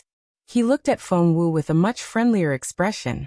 After the golden-winged Great Peng finished laughing, Feng Wu said seriously, "Sage Peng, if we want to find the so-called mastermind, we might as well think about it and start from the nearest place." "Oh, what do you mean, Sage Peng?" The golden-winged Great Peng was straightforward. At this moment, he almost treated Feng Wu as an old friend and asked curiously. Feng Wu thought for a moment and asked, "Sage Peng, I have a question for you." "Please speak, Sage Peng." The golden-winged Great Peng nodded and replied, "In the words of the human race, I'll tell you everything I know. I want to know why Sage Peng, Sage and Sage Bei came to Baiqing you? I remember that Sage Peng didn't come because of Peng Jun's message, right? Since it wasn't arranged in advance, how did Sage Peng get here in time?" Feng Wu's phoenix eyes flashed as she asked the golden-winged Great Peng. "Hee, so that's the problem." The golden-winged Great Peng laughed. "When I first came to Baiqing you, I also thought about it. However, it seems that coming to Baiqing you has nothing to do with the Pentaceratops. I'm afraid it's Sage Ni's little scheme." "Oh, what do you mean?" Feng Wu raised her eyebrows and asked. Then the rock sage explained everything in detail. Only then did Feng Wu understand. It turned out that Feng Wu had become a great saint in the South Sea Dragon Palace's great array, and had triggered a change in the starry sky of the Thousand Demons' sacred realm. The golden-winged rock and the other great saints of the demon race all flew out of their cultivation grounds and headed towards the great sage temple. They were all prepared to welcome the new great saint there. However, because Heavenly Phoenix had destroyed the star bridge leading to the great sage hall, Feng Wu didn't go. Therefore, the 6 great sages waited in vain at the great sage hall. The 6 great sages didn't gather often, so they took this opportunity to stay in the great sage hall for a while. During this time, the golden-winged Great Peng received a message from Tsang Yuetian, saying that there were changes in the 3 demon territories in the far north. After reading the message, the golden-winged Great Peng discussed with the other 5 great sages, and invited the scarlet flame vermilion bird to the far north to take a look. At the same time, the flying feather void beast also received a message. He invited the 5-colored sea god shell and the golden-winged Great Peng to come to Baiqing Yu, saying that there would be a good show to watch. The golden-winged Great Peng was unwilling to come to Baiqing Yu, but the flying feather void beast insisted on inviting him. Therefore, the golden-winged Great Peng followed the flying feather void beast and the 5-colored sea god shell to Baiqing Yu. The matter of going to the far north was left to the other 3 great sages. After the golden-winged Great Peng finished speaking, Feng Wu asked curiously, "So it wasn't Daoist Zhao's 200,000 Fortune Gates disciples that lured Sage Peng here?" "Hee, of course not." The golden-winged Great Peng laughed. "This Holy One was shocked when we arrived here. Since when did so many high-level humans enter the Thousand Demons' sacred land?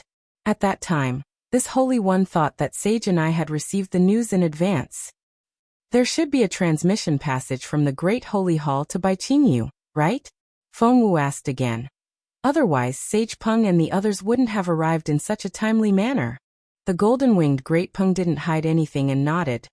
"There is a demonic formation in the Great Holy Hall that can draw on the power of the moon and stars to reach most places in the Thousand Demons' sacred land. We came here with the help of the demonic formation. However, the demonic beasts can only go from the Great Holy Hall to other places, and not from other places." The golden-winged Great Peng suddenly thought of something and flapped his wings. This Holy One forgot. Sage Phoenix has never entered the Great Holy Hall, and the Star Bridge can sense the star runes on Sage Phoenix's body. Sage Phoenix can rely on this connection to summon the Star Bridge in the Great Holy Hall. And, since Sage Phoenix is a 7 stars great sage, the Rainbow Bridge also has the power of 7 stars. Not to mention this Holy One, Sage and Sage Bei can borrow Sage Phoenix's light. Even Sage Dragon, Sage Spider, and Sage Sparrow can be guided to the Great Holy Hall. P.S. Sagittarius Constellations Nostalgia, Moonlight Birthday Update. I hope everyone has a happy time. Chapter 44-26. So that's how it is. Feng Wu smiled. No wonder I can sense the location of the Great Holy Temple no matter where I am in the Thousand Demons' sacred realm. especially when I was sparring with Sage Peng. I felt a kind of suction force. So that's how it is. The golden-winged rock laughed when he heard Feng Wu call their previous fight a spar. He said, "Earlier, I resented Saint and I for scheming against me. However, after thinking about how I benefited from this disaster, I can't be bothered to argue with him anymore." "That's right," Feng Wu said earnestly. "There's a saying in the human race that unity is a fortress. If the 7 sages of the Great Holy Temple can't work together, how can we?" At this point, Feng Wu was at a loss for words. Yes, what can we do? Resist the invasion of the human race? Resist the enemy? However, Feng Wu's eyes turned, and she hurriedly covered it up. How can we resist the Dragon Island's instigation? How can we avoid a disaster? What Sage Feng said is true, the Golden Rock shouted.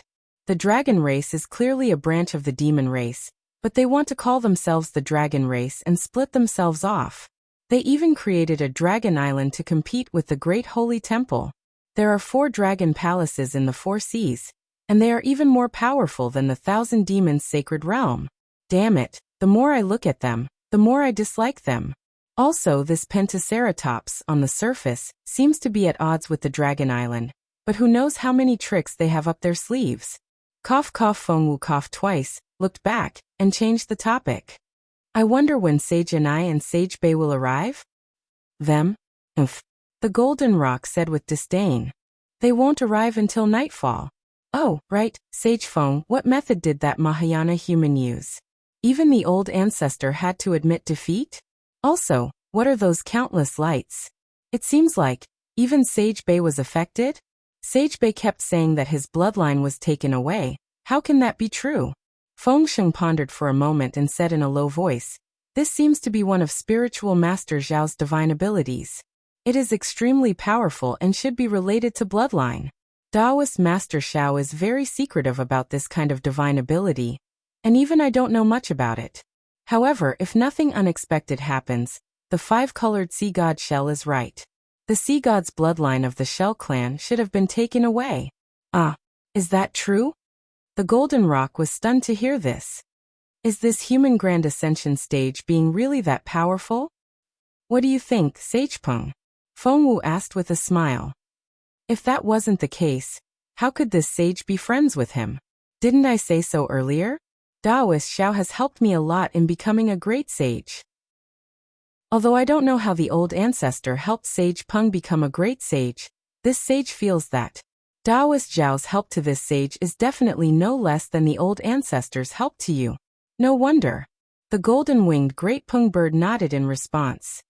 In that case, I can forgive you for helping that grand ascension stage human. Feng Wu naturally didn't care about the golden-winged great Peng bird's forgiveness, but he still smiled. Since Sage Peng knows about this sage's difficulties, then it's easy to talk about it. If this sage can become friends with Taoist Zhao, then it'll be good for my 1,000 beasts sacred realm.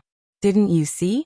Although the old ancestor has been defeated and her natal shell has been destroyed, she still doesn't dare to do anything to Taoist Zhao.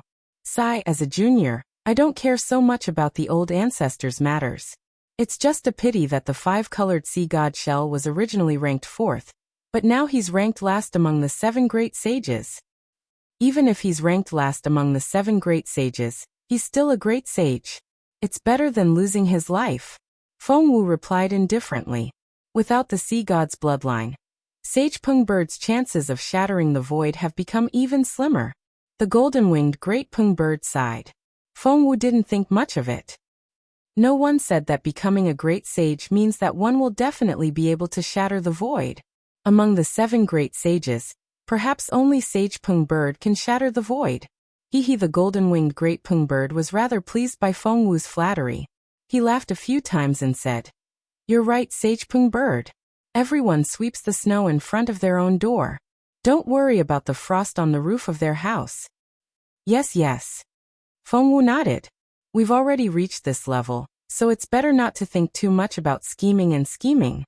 Instead, we should think about how to reach the highest level. Oh, right, this sage doesn't know much about the 1,000 beasts sacred realm. Can Sage Peng bird explain more about it? Well said, well said. The golden-winged great Peng bird was in a good mood. before the five-colored sea god shell and the flying feather void beast flew over. He told Fengwu a little about the thousand beasts sacred realm. When the stars shone, the five-colored sea god shell and the flying feather void beast did indeed arrive. The two great sages were very tactful. They didn't ask who the victor was. When the golden-winged great pung bird told them about how Fengwu had used the star bridge to enter the great sage palace, the two great sages had no objections. Thus, Fengwu raised her head and let out a phoenix cry. Her huge demonic body spread out. Then on her back, the star patterns of the Big Dipper rotated. 7 pillars of stars fell from the Big Dipper in the starry sky. Then the star patterns turned into a spinning shadow and rushed out. The moment the star patterns turned into a star shadow, Fengwu sensed the location of the great sage palace. Without thinking too much, Fengwu spread her wings. At the same time, her demonic body soared into the sky. The 7 star shadows also soared high into the sky. After the shadow spun a few times like a stream of light, boom, a rainbow bridge came through the sky. It was actually the same as the one Fengwu saw in the Southern Sea Dragon Palace. Sage Pungbird is indeed a 7-star great sage. Seeing that the arched rainbow bridge turned into 7 colors, the golden-winged great Pungbird clapped his hands and shouted, "Even the star bridge is 7 colors. Come, come, come, Saint and I, Saint Shell, let's each take a color." As he spoke, the golden-winged great Pungbird landed on the yellow star bridge without waiting for Fengwu's agreement. The flying feather void beast and the 5-colored sea god seashell looked at each other with understanding in their eyes. The 2 saints didn't say anything and each took a color. When the 3 saints landed on the bridge naturally didn't move. However, when Fengwu's phoenix claw landed on the bridge, the space within a radius of 10,000 miles began to tremble. Then, thousands of light shadows appeared in the surroundings. These light shadows connected with the rainbow bridge's colors. Countless illusory stars were born in the light shadows, and on the other side of the bridge, an incomparably majestic palace appeared. This palace was naturally the Great Sage Palace. As soon as the Great Sage Palace appeared, it rapidly enlarged and gradually became clearer. In a trance, Fengwu discovered that the space around him had unknowingly changed. The rainbow bridge under his feet had disappeared at some point in time. Not only was the starry sky no longer high up in the sky, but it was below his feet. Layers of nebulae flowed above his head like a river. The golden-winged great Pungbird, the flying feather void beast, and the 5-colored sea god shell that were standing near him also disappeared. Strange Fengwu glanced around and found so many strange things. He couldn't help but mutter in his heart. But the moment his eyes moved, the originally tall Great Sage Palace seemed to have been hit by a pen. The entire palace was completely distorted, turning into an enormous vortex and condensing into an extremely small dot of light.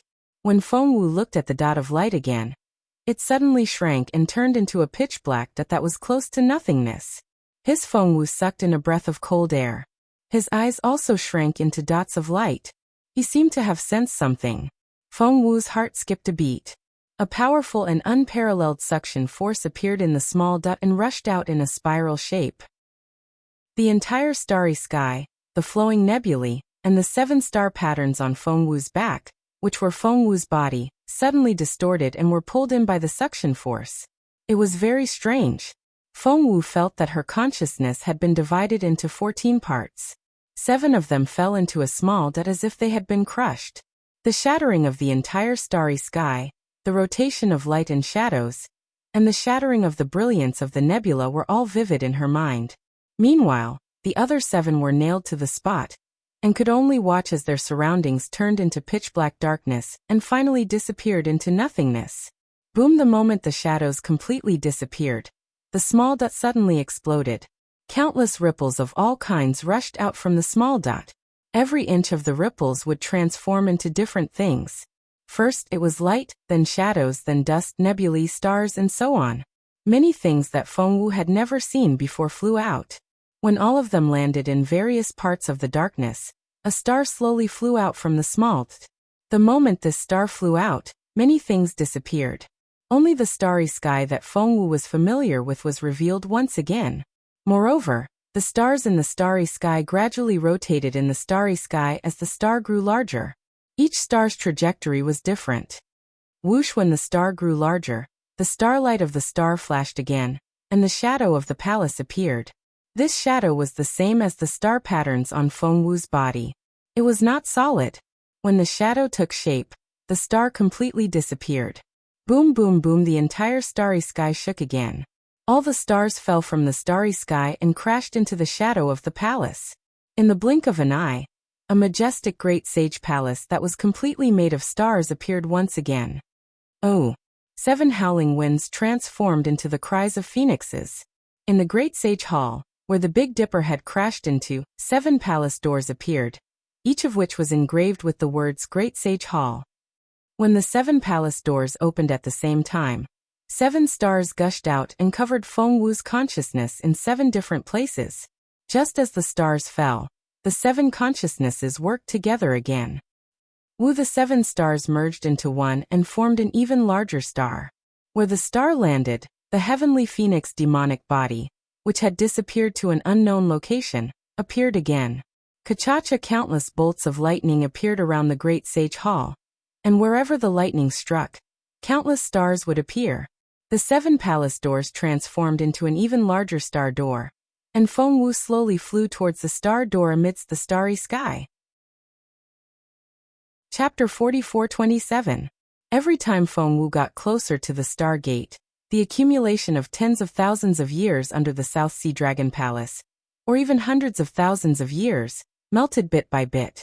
Just like Xiaohua's epiphany between life and death, it turned into starlight and fell into his consciousness.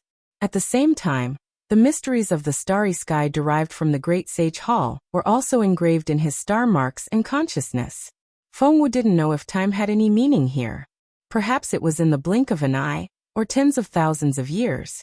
He didn't feel anything at all. He only knew that everything was changing, but he didn't know what exactly had changed until his figure fell into the stargate. Boom! Feng Wu's consciousness was completely blank again.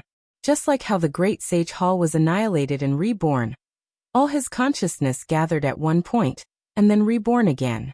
This cycle repeated a total of 7 times before Feng Wu saw that he was in a vast starry sky again. The starry sky was everywhere, up, down, left, and right. In the center of the starry sky, there were 6 stars that stood out. However, among the 6 stars, 3 of them were shining brightly, while the other 3 were dim and lightless. This is the Great Sage Hall? A proud voice came out of Feng Wu's mouth. It was the same voice as Feng Wu's, but the tone was completely different. Wasn't this the consciousness of the heavenly phoenix? Oh. The corner of the heavenly phoenix's mouth twitched, because he had already seen the figures of the golden-winged great roc, the flying feather void beast, and the 5-colored sea god shell within the 3 starlights. Ha! Phoenix Sage, the golden-winged great roc's voice came from one of the starlights, and then the star slowly transformed, revealing a huge golden-winged great roc. Without entering the Great Sage Hall, without going through the baptism of the starry river, you will never be a true great saint. Now you are qualified to call yourself Phoenix Sage. A 7-star great saint is indeed different. The flying feather void beast also appeared in another star. You just entered the Great Sage Hall, and your starlight is 7 times brighter than mine.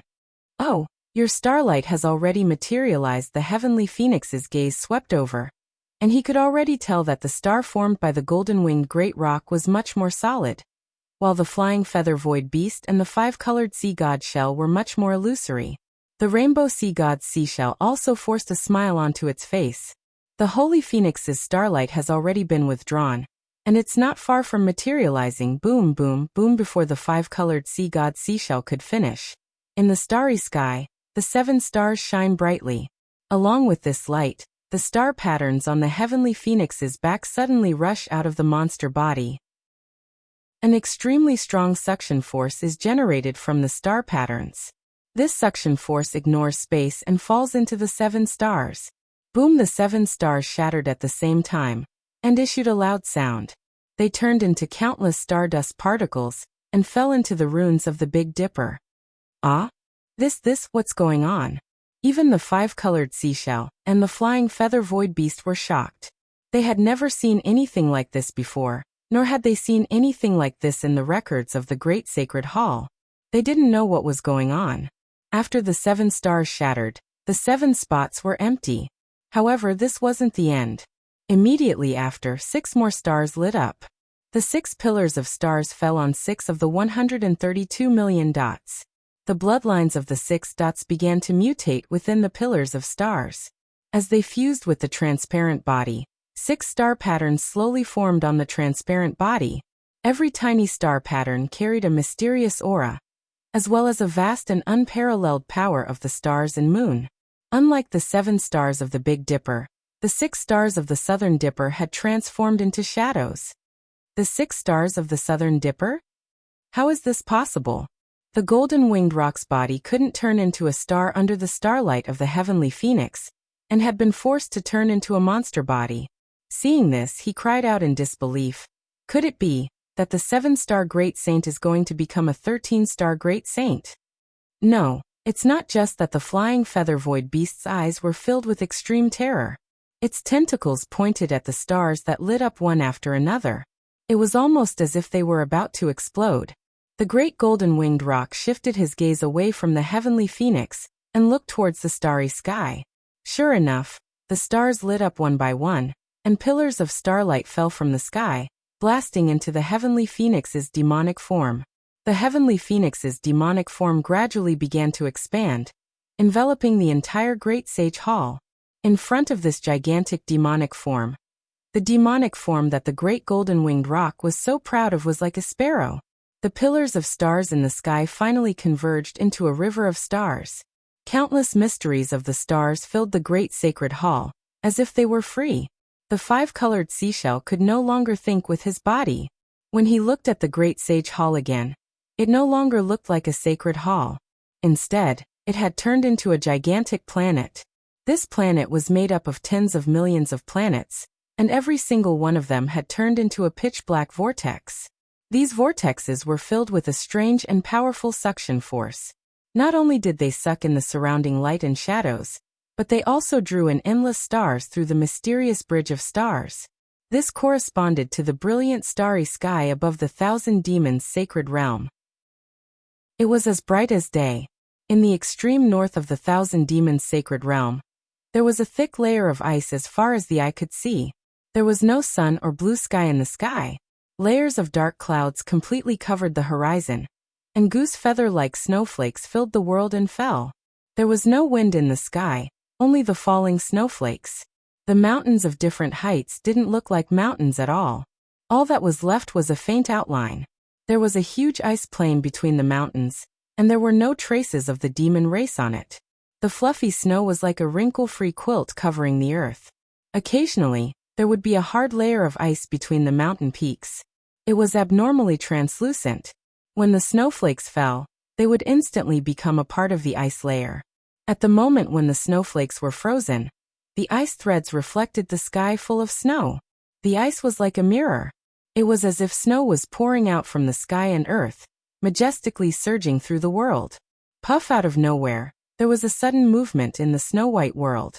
Then there was another puff puff, puff sound. There was a place full of black holes in the snowy plains. The holes were not big, only a few inches wide. They were like eyes that had been born out of the earth, looking straight at the gloomy sky. When a small red head poked out of the hole, a chubby little face appeared in the light of the snow. The most spirited feature on the little face was the pair of eyes. 2 red agate-like eyeballs were rolling around on the crimson face. Below the eyes was the most striking nose on the little face. The nose actually took up 40% of the little face. There were even a few pieces of snow stuck on the nose. The snow slowly melted under the hot breath exhaled from the nostrils, and dripped onto the mouth below the nose. As if it was itchy, the little mouth opened slightly, revealing 2 sharp snow-white incisors.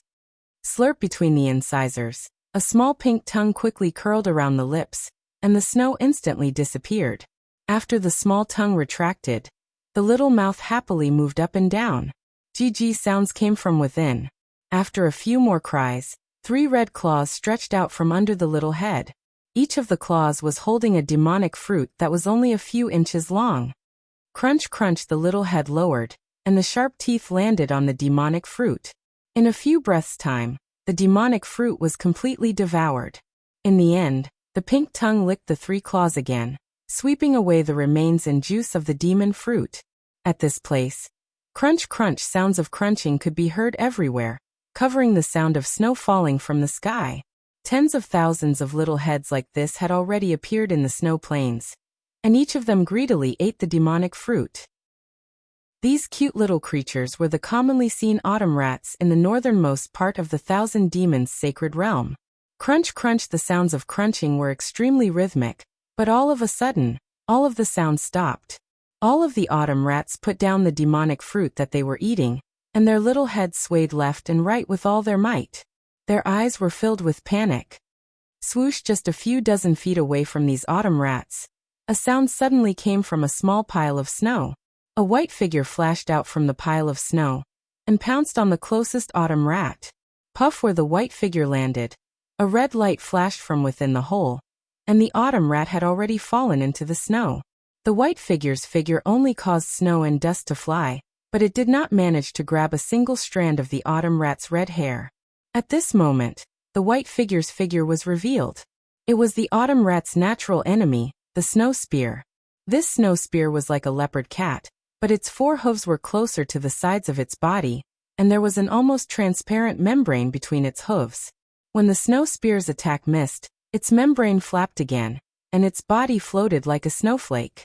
It was as fast as lightning, and it attacked the closest autumn rat. Swoosh, the autumn rat immediately retracted its head, but the snow spear's figure swayed, and it actually abandoned the autumn rat and turned to the other side. Over there, another autumn rat stuck its head out of the hole in the snow, as if it was watching a show. It was not in a hurry to escape, as if a life and death battle on this lonely snowy plains was also interesting. Seeing the snow spear suddenly pounce on it, the autumn rat was greatly frightened. It was already unable to dodge, and its little head only retracted half an inch. Puff, the snow spear's claws landed on the autumn rat's skull with lightning speed, and some green-red blood spurted out while emitting hot air. Once the snow spear succeeded, it did not stop at all. Its membrane flapped, and its figure flew into the distance. Under its sharp claws, the snow spear's corpse dripped with blood, and it fell onto the snowy plains. Looking at the distant autumn rats, as the snow spear flew away, they began to become active again. They did not panic just because an autumn rat was killed, and the autumn rats that were slightly further away did not even notice that an autumn rat was killed. Chapter 44:28. However, just as the snow sprite's sharp claws dragged the autumn rat across the snowy plains, and was about to choose a place to eat, the snow sprite's body suddenly stopped. The snow white fur all over its body exploded with a schwa sound as its entire body silently fell into the snow. Immediately after, the originally tranquil snowy sky in the distant sky suddenly swept up several peerless hurricanes. The hurricanes were like huge spirals that swept across the sky ostentatiously. The fluttering snowflakes and the seemingly solidified red clouds in the sky were stirred up at the same time. It was the appearance of a storm. What was special was that just as the hurricanes rose, a valiant aura of a king surged over from afar. It couldn't help but fill up the entire sky. Even the snow on the snowy plains and mountain ranges were swept up. Even the solid ice city cracked with creaking sounds. Whoosh, the snow spear instinctively threw away the autumn rat's corpse. Its body didn't run away at all. It immediately rushed into the snow and disappeared in a moment. Looking behind the snow spear, the originally cheerful autumn rats had long disappeared without a trace. Only the corpse of the autumn rat with green-red blood flowing on its head was left staring blankly at the sky, allowing the swirling snowflakes to float past its big nose. The snow spear looked up at the sky. Autumn rat looked at the sky. As the wind blew and the clouds swayed, 3 huge figures appeared. The first was a dragon. The dragon bared its fangs and brandished its claws. Demonic clouds covered its body. Behind the dragon was a vermilion bird with flames all over its body. The vermilion bird's flames burned the space until it distorted. Its entire body gave off an ethereal feeling. On the vermilion bird's right was a huge spider with a colorful body. This spider was different from ordinary spiders. Its entire demonic body was slightly longer, and its huge claws flashed with a pitch-black luster. Between the spider's carapace and between the joints of its claws, there was a lot of golden fur.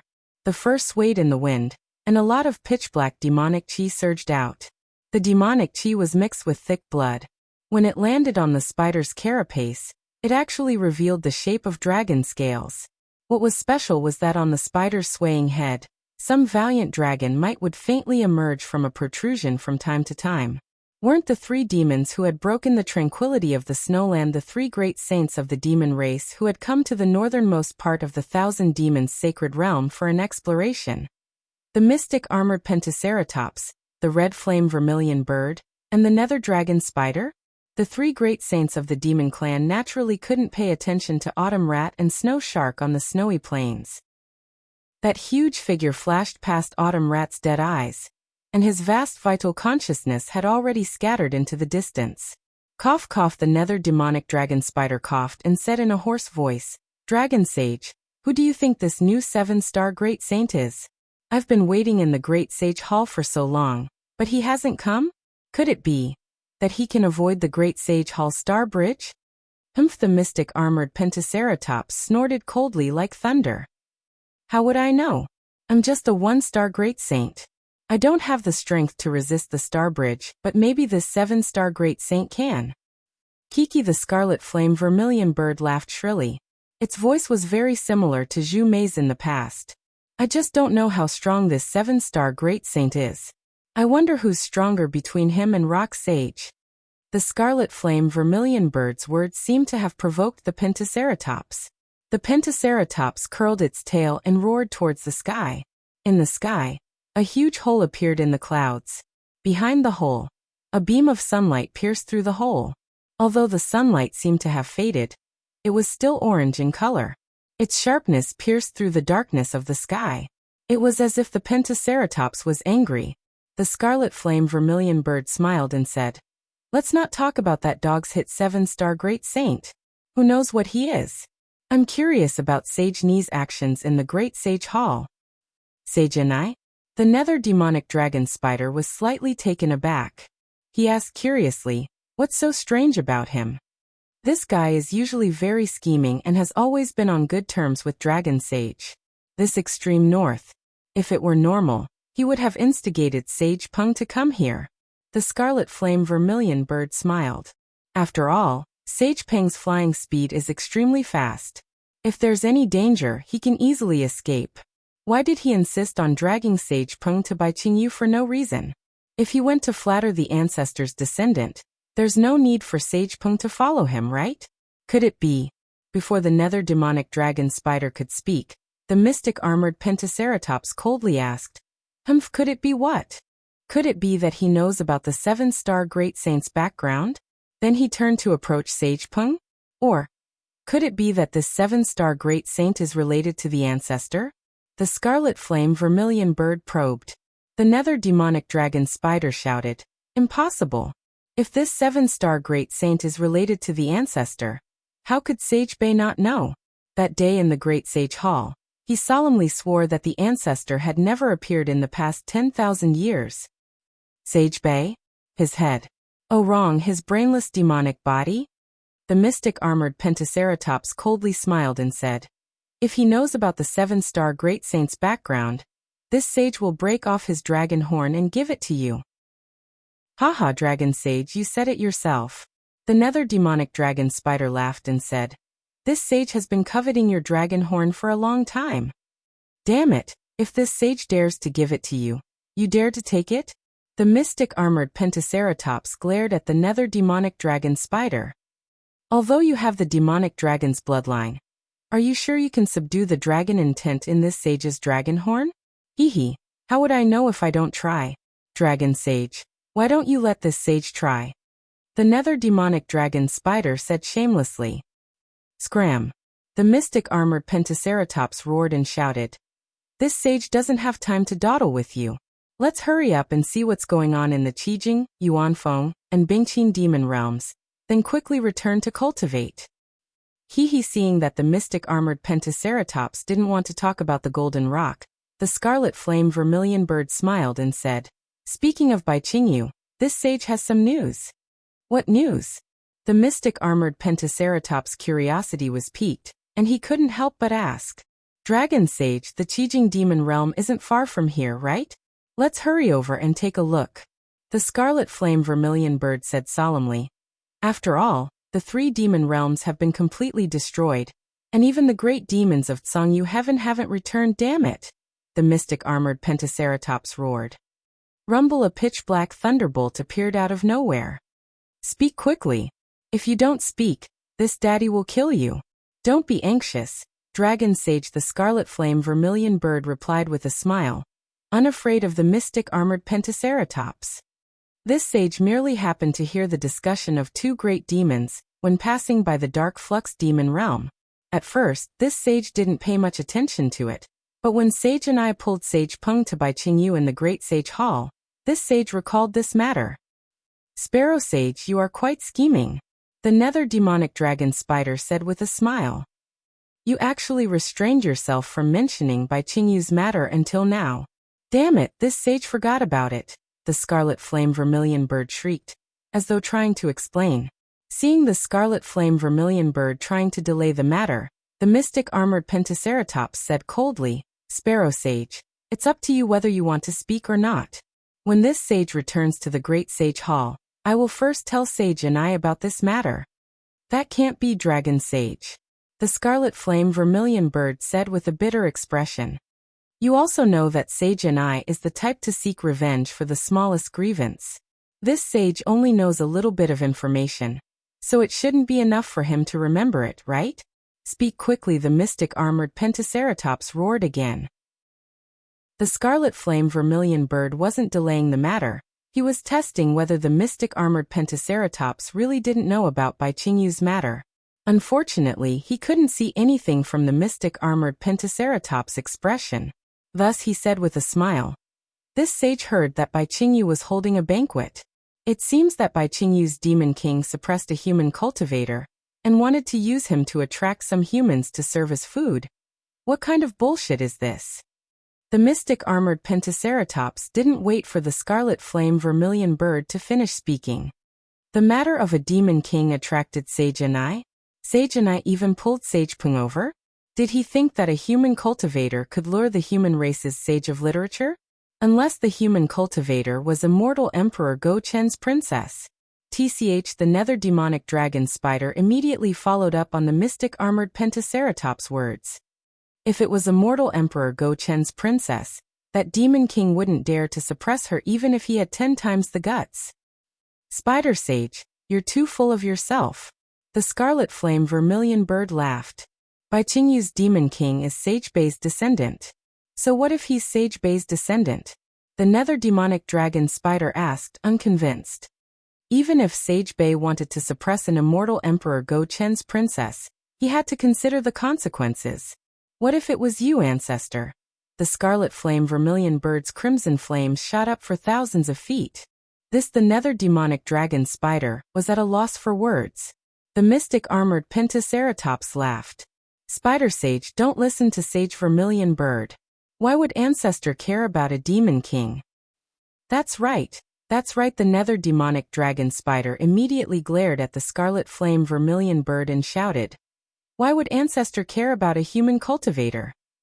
This human cultivator naturally isn't immortal Emperor Go Chen's princess. The scarlet flame vermilion bird didn't care and said casually. As for who she is, I don't know. However, I do know that other than Bai Qingyu, there's also Shrouding Sky Ridge and Ancient Bell Mountain. Shrouding Sky Ridge? Ancient Bell Mountain? The mystic armored Pentaceratops was a bit surprised. Are those all the demon realms of Sage Bei's descendants? Of course not. The scarlet flame vermilion bird laughed. Shrouding Sky Ridge is the demon realm of one of Sage Peng's descendants, and Ancient Bell Mountain is the demon realm of one of Sage Ni's descendants? No wonder you didn't say anything in the Great Sacred Hall. The nether demonic dragon spider waved its claws in the air, as if it was laughing. So these 3 demon realms are related to Sage Peng, Sage and I, and Sage Bei. That's good. The mystic armored Pentaceratops said faintly. If Sage Peng and Qi Jing came, I might be. Why would he drag me to Bai Qingyu? He probably has some other plans in mind, right?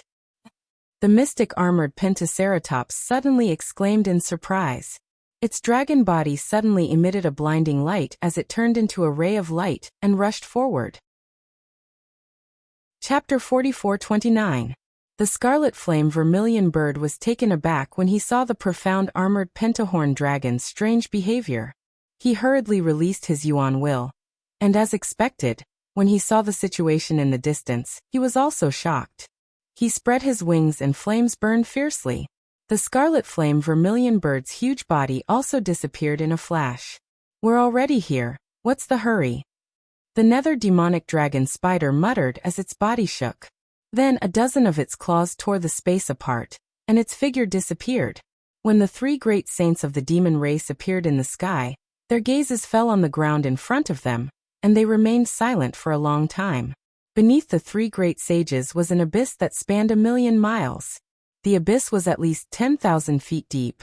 Inside the abyss, snowflakes danced in the air, but the strange thing was that the abyss was different from the snow on the ground. At the bottom of the abyss, there was a thin layer of snow. Due to the heat of the earth, there were many places where the dark green soil was exposed to the night sky. However, there seemed to be a layer of phosphorescence in the dark green soil, which shone brightly in the night sky. This abyss was actually so big that one couldn't see the end of it.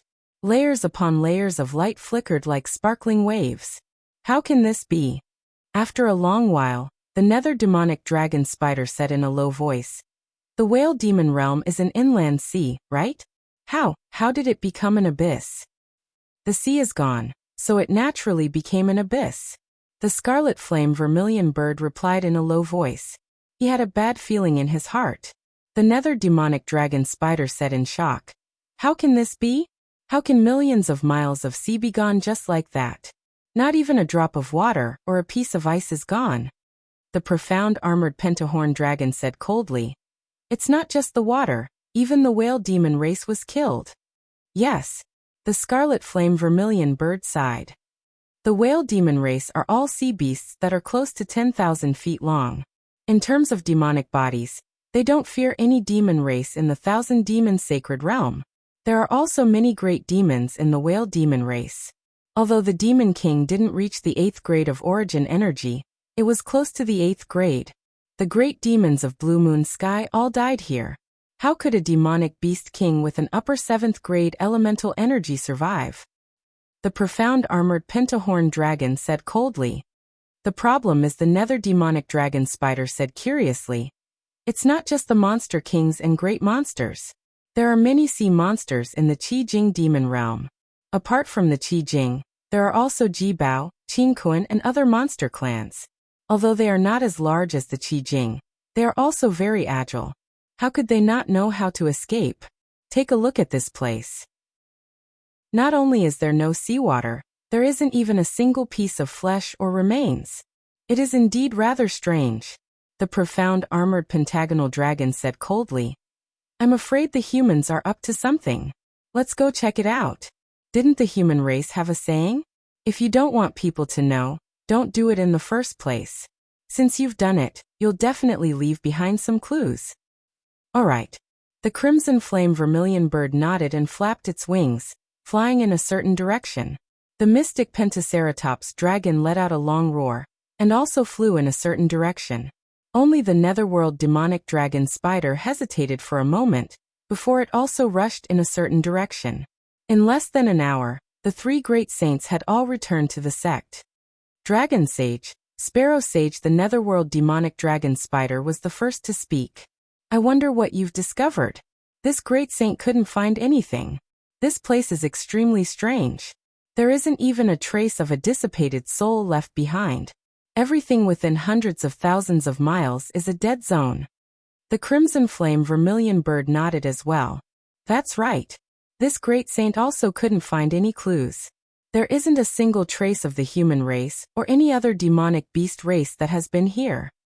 The profound armored pentagonal dragon looked into the distance and didn't speak for a long time. Although it didn't answer, the crimson flame vermilion bird and the netherworld demonic dragon spider knew that it hadn't discovered anything. Sparrow Sage, Spider Sage, the profound armored pentagonal dragon retracted its gaze from the abyss and said, Did you notice that the bottom of this abyss, as well as the four walls, are all extremely flat. No, the crimson flame vermilion bird was stunned for a moment before it casually replied. Its vital consciousness swept toward the abyss, as well as the place where the abyss connected to the ground in the distance. The crimson flame vermilion bird exclaimed in shock. As expected, this is really strange. How can it be so flat? Could it be that the human race has repaired this place? That's true. The netherworld demonic dragon spider looked at the flat bottom of the abyss and said in agreement. Not to mention the mud at the bottom of the Qijing demonic realm's inner sea. There should be a lot of reefs and rocks. But now there isn't even a trace of them. It's as if the entire demon realm's seabed had been flattened by a boulder millions of kilometers in size. What's even stranger is that the four walls look as if they've been cut by a blade. The profound armored pentagonal dragon said coldly. Could it be that the human race is trying to show off to our thousand demonic sacred realm? Or are they trying to express something? Don't think about the human race for now. The crimson flame vermilion bird shook its head. If they wanted to wipe out all the demonic beasts in the Qijing demonic realm, how many high-level cultivators would the human race have to send over? There's no way our thousand demonic sacred realm wouldn't have noticed. Perhaps it's the work of some demonic beast king. Which demonic beast king?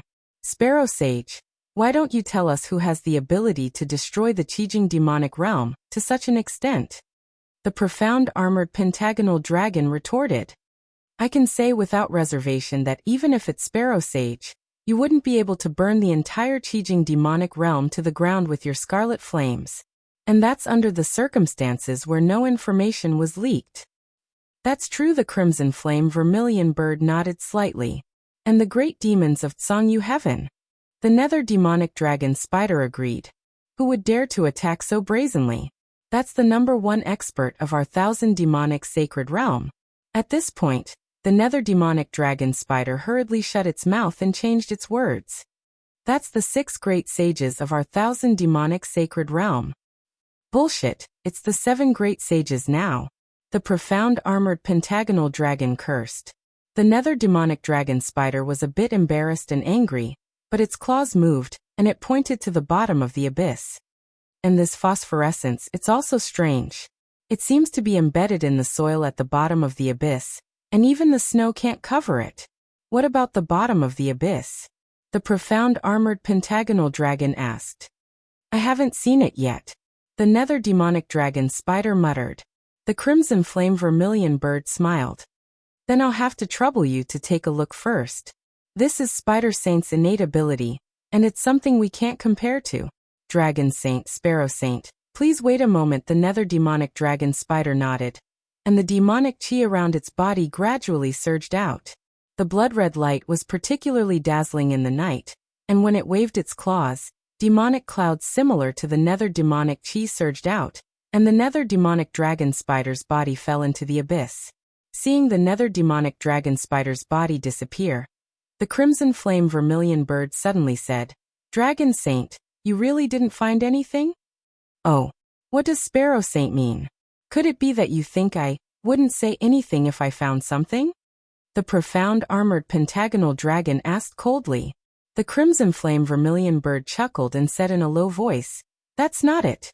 It's just that I feel that Dragon Saint is the true #1 expert of our great sage temple, so how could you not find anything? The profound armored pentagonal dragon snorted.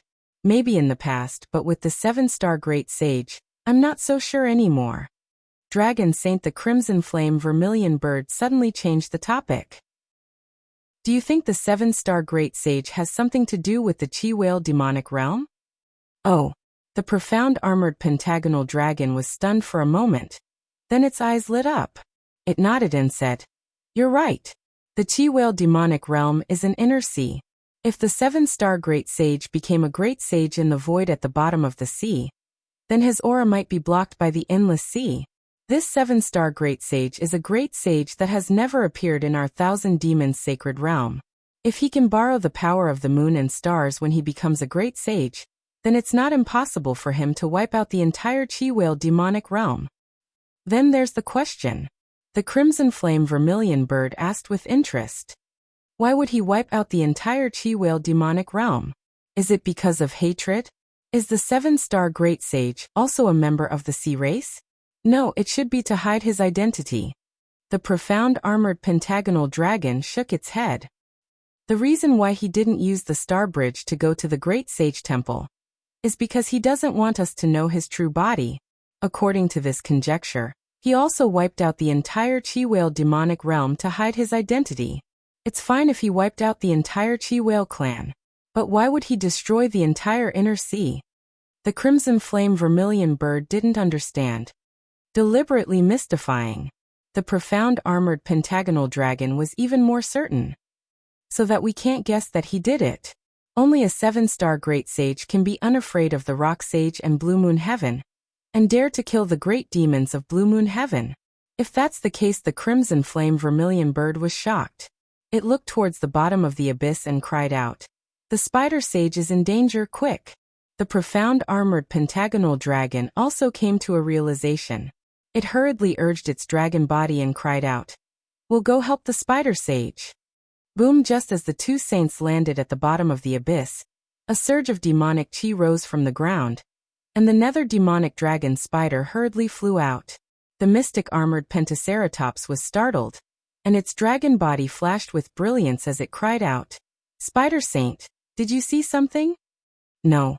Seeing the two saints coming, the nether demonic dragon spider immediately calmed down and smiled. "There's nothing in the abyss." "Then why are you so flustered?" the crimson flame vermilion bird urged. "You really didn't see anything? Whether it's a human or a demon?" "No, I really didn't." The nether demonic dragon spider laughed. "This saint was afraid that the two great sages would get anxious from waiting, so I came out in a hurry." "Humph, spider sage, you're a great sage of our great sage temple. Why are you so cowardly?" The crimson flame vermilion bird gave the nether demonic dragon spider some face, but the profound armored pentagonal dragon didn't care at all. "Why would this saint be cowardly?" the nether demonic dragon spider flatly denied. "This saint was afraid that the two of you would get anxious from waiting." "Oh, I remember now. There's nothing special within 1,000 miles of the bottom of the abyss. As I travel further down, there seems to be some indescribable changes in the space, but I don't know what exactly it is. I'll have to ask Sage and I to come over and take a look." Chapter 44:30. "All right," the pentaceratops said helplessly. "We'll rush to the Yuanfeng and Bingqin demon realms now. If the situation is similar, we'll ask Saint and I to come over first." Just as the pentaceratops said this, boom, in the night sky outside the thick red clouds, a huge roar sounded. A huge beam of light from the stars and moons penetrated the clouds and fell. Although the beam of light was very far away from the three great sages, the heavy clouds formed a vortex under the bombardment of the beam of light, which was very obvious in the dark night sky.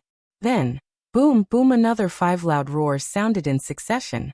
The clouds that had been penetrated now had 5 more beams of light from the stars and moons falling. The entire cloud layer seemed to be torn apart by a huge hand. As the wind and clouds surged, the strong power of the stars and moons filled the entire sky. Like a tidal wave, the power of the stars and moons flooded the night sky. Just as the three great sages looked at each other, 1, 2. In just a few breaths, the 6 stars of the southern dipper appeared in the cloud hole. At this time, the 6 stars of the southern dipper connected in the starry sky and proudly looked down on the entire land of the demon race. The brilliant starlight not only illuminated the entire starry sky, but also the 1,000 demons' sacred realm. This the three great sages were shocked. Before they could think further, boom, boom, boom, 3 slightly soft roars sounded from the three great sages. The dragon horn of the pentaceratops shone brightly, and the star marks engraved on the 5 segments of the dragon horn appeared out of thin air, condensing into a dragon-shaped star in the sky. Many beams of light from the stars and moons fell on it. The dragon horn on the top of its head was revealed. This dragon horn was also different from ordinary dragon horns. It had 5 petals, and each petal was engraved with star marks. These star marks flashed with a black brilliance under the crystal flowers, and they actually condensed into the shape of a dragon star. As for the scarlet flame vermilion bird, each of its wings had half an eye-catching star scar. These star scars emitted starlight along with the scarlet flames. When the pillars of starlight and moonlight fell into these star scars, they also appeared out of thin air like stars. The nether demonic dragon spider was a little different from the other two saints. First, blood gushed out from his abdomen, and then, more than half of a blood-colored star mark appeared. The beam of starlight and moonlight first fell on the blood before penetrating the star mark. As the star shadow rotated, a star shadow emitting the aura of the netherworld appeared below the nether demonic dragon spider. The eighth great saint? The nether demonic dragon spider cried out in surprise. Not just the eighth great sage. The mystic armored Pentaceratops sensed the surging starlight tide in the entire thousand demons' sacred realm, and coldly said, "And it's a 6-star great sage." "That's impossible," the crimson flame vermilion bird cried out. "Since when have the great sages of our thousand-beast holy realm become so cheap?" It had only been a few months, yet 2 great sages had appeared in succession? One is a 7-star great sage, and the other is a 6-star great sage. How are the other great sages supposed to live?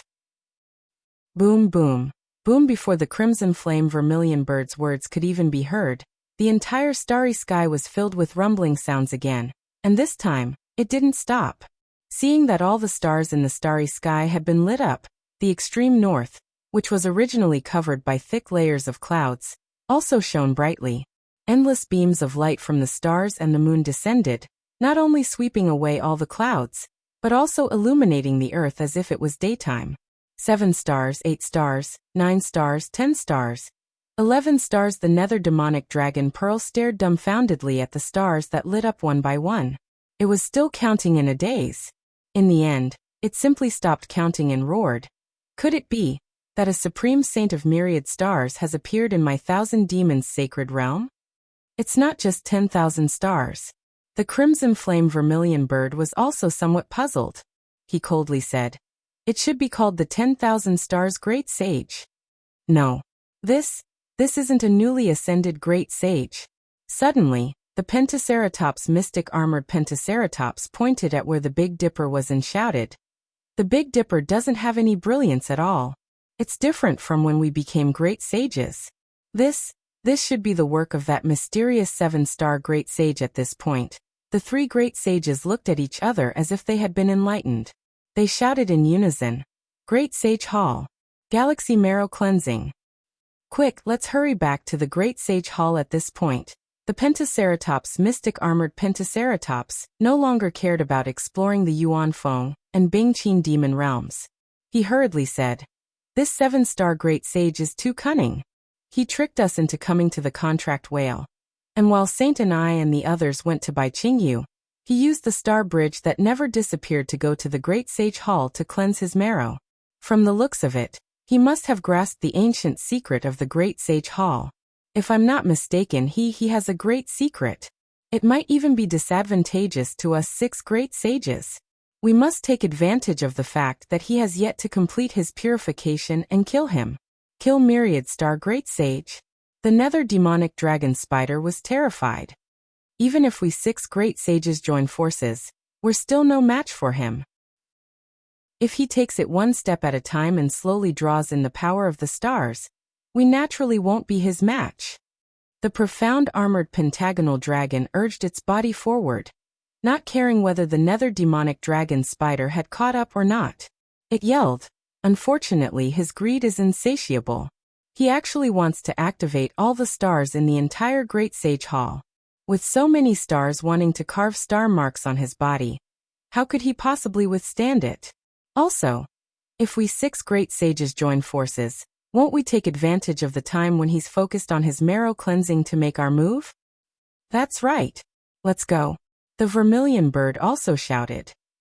"If I'm not mistaken, Saint Peng, Saint Anai, Saint Bei, and even the great ancestor should be rushing to the Great Sage Hall. Let's hurry back." The figures of the 3 great sages flashed in the night sky that was as bright as day, leaving behind a seemingly endless abyss that was incomparably cold under the starlight. Seeing that the night was as bright as day, Xiaohua already understood that this was a phenomenon caused by the 7-star great sage, Fengwu, entering the Great Sage Hall.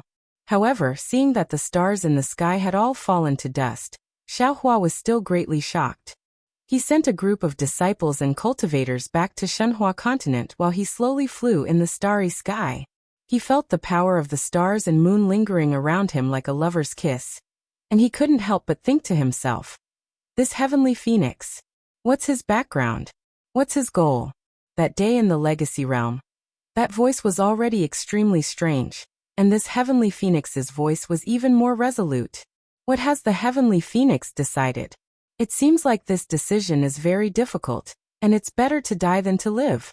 Legacy realm, legacy realm. As the name implied, it was a place where the legacy of the younger generation was left behind. If the bloodline of the absolute saint was given to thousands of demons, it would naturally be a legacy. However, if this legacy was completely absorbed by the heavenly phoenix, what would it be?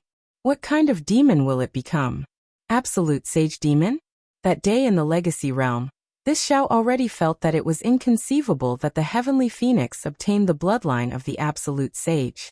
Now looking at the starry sky, this Xiao really doesn't dare to believe it. This demon itself. How big of a secret does it have? The more Xiaohua thought about it, the more he felt that this world was truly too big. He was already a Mahayana realm human, and was considered a supreme existence in the 3 continents. However, in front of these mysteries, he was inferior to an ant. Everything else aside, just the divine punishment that day. Even a demon as strong as Bei Xian, or couldn't resist at all in the face of the divine punishment. The entire 1,000 demons sacred realm, the bloodline of an entire continent's shell race, was taken away in that instant. Perhaps this is the realm that this Xiao should pursue. All of a sudden, Xiaohua himself seemed to have transformed into a phoenix, into a heavenly star that overlooked the stars. All of the ordinary methods of the mortal world could not be seen in his eyes, and even some of the gratitude and grudges became fetters. Of course, it was only for an instant. Xiaohua understood something again. He thought of the scene when he comprehended the primordial violet aura in the primitive continent. He looked at the bright moon and stars, and countless demonic auras in the boundless 1,000 demons sacred realm. He smiled and said, "This is the Phoenix Parasol's opportunity, and also the heavenly phoenix's ambition. It has nothing to do with this Xiao. Life has its order, death has its order. Do what you can and follow the will of the heavens. No matter where you go, don't let down the beautiful scenery by the roadside. This kind of life is interesting, right? I wonder if the heavenly phoenix, who bears such a heavy responsibility, knows what this Xiao is thinking? However, this Xiao still can't remember the origin of the heavenly phoenix. This memory is too old, just like the dragon vein. Of course, if nothing unexpected happens, it should be related to the primitive continent. The primitive continent, it's really a mysterious continent. Perhaps if there's a chance in the future, I'm afraid I'll have to go and take a look again." Roared just as he flew more than 10,000 li away from Bai Qingyu. An owl-like demon flapped its wings and pounced toward Xiaohua with a roar.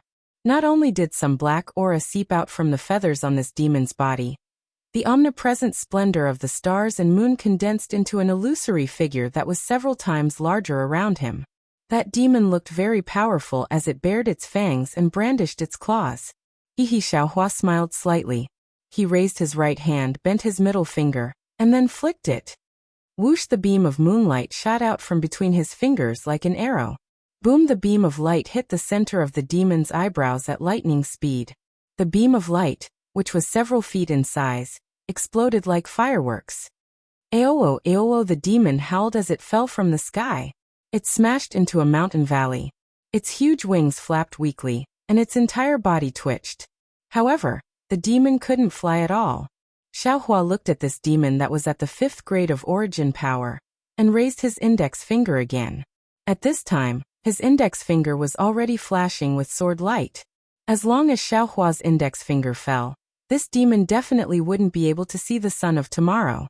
However, just as Xiaohua's index finger fell, Xiaohua laughed again. Damn it, why should I compete with this little demon? Not to mention that I'm already a Grand Ascension stage human. Feng Wu is already a Great Sage of the Great Sage Hall. Previously, he was already a 7-star Great Sage.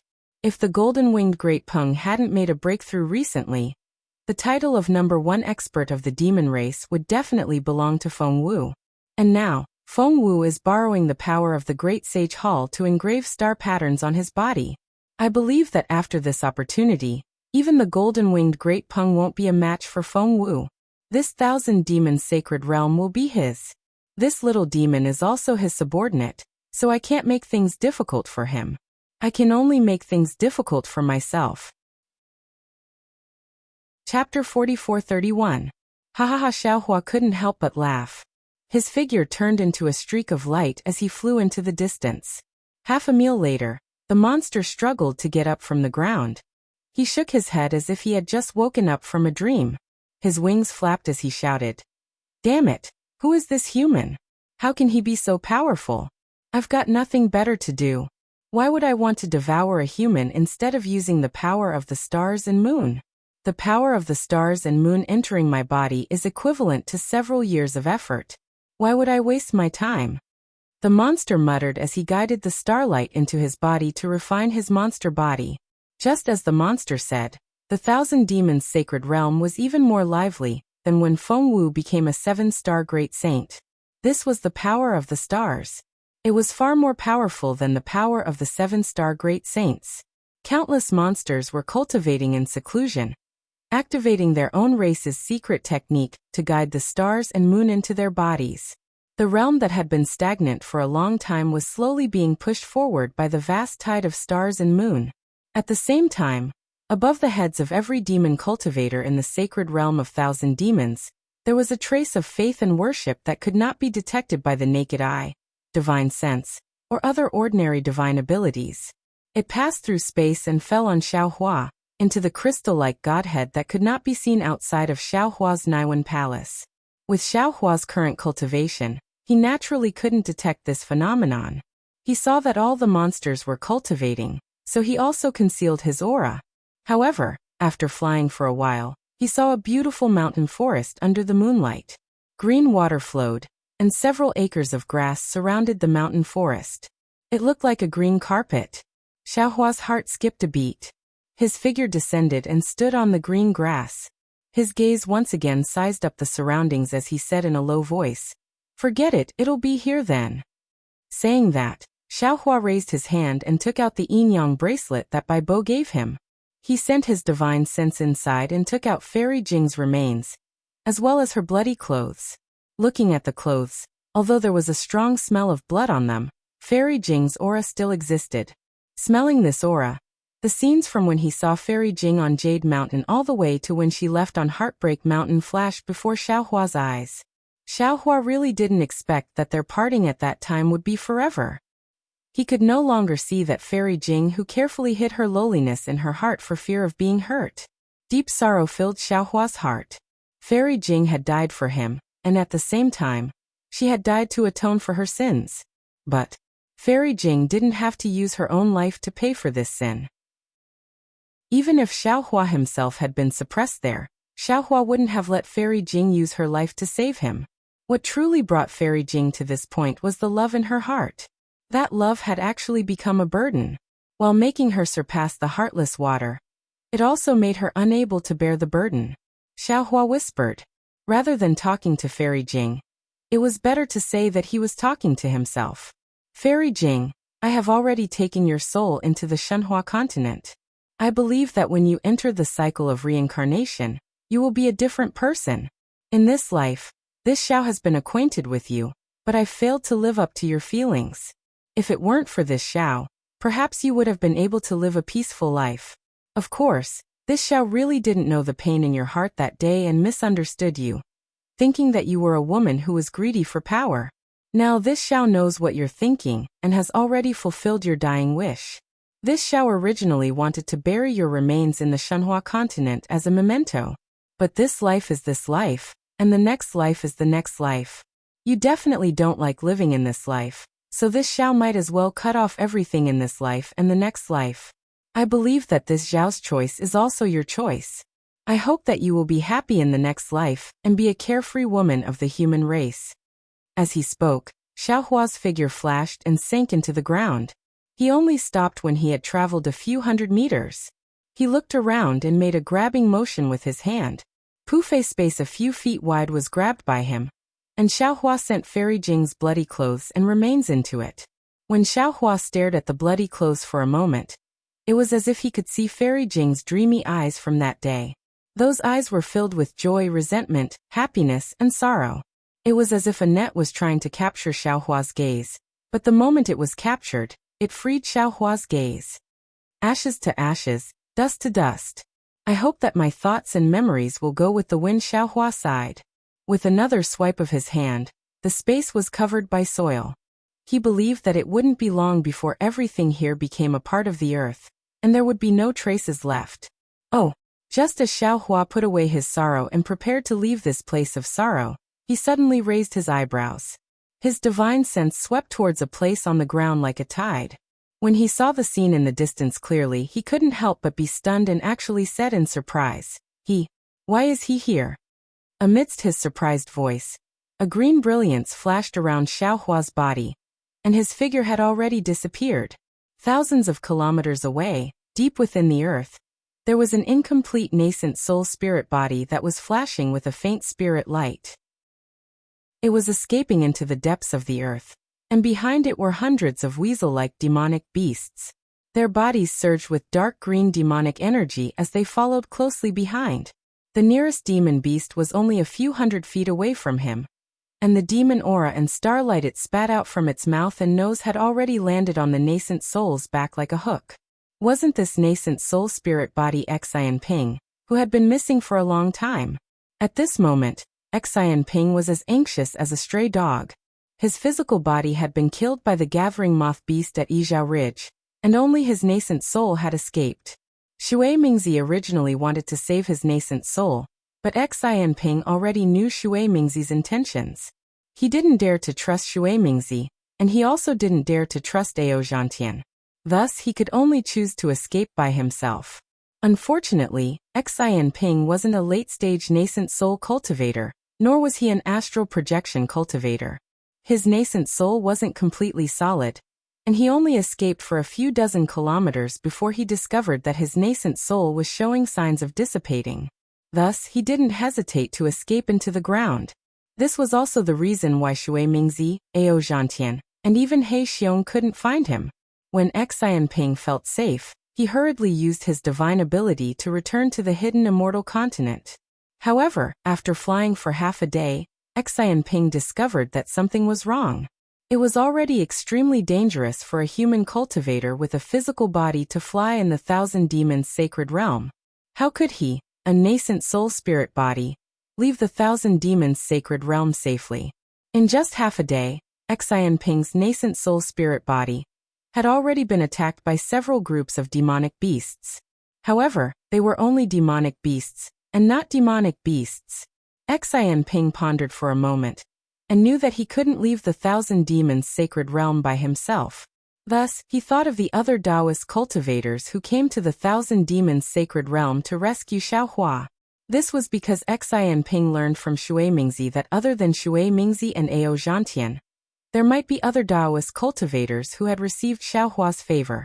Thus, he wanted to try his luck and see if he could meet other humans who were as enthusiastic as Xiaohua. Or perhaps, he could meet a fellow Taoist he was familiar with. The Thousand Demons' sacred realm was so huge that Xian Ping didn't know where to go.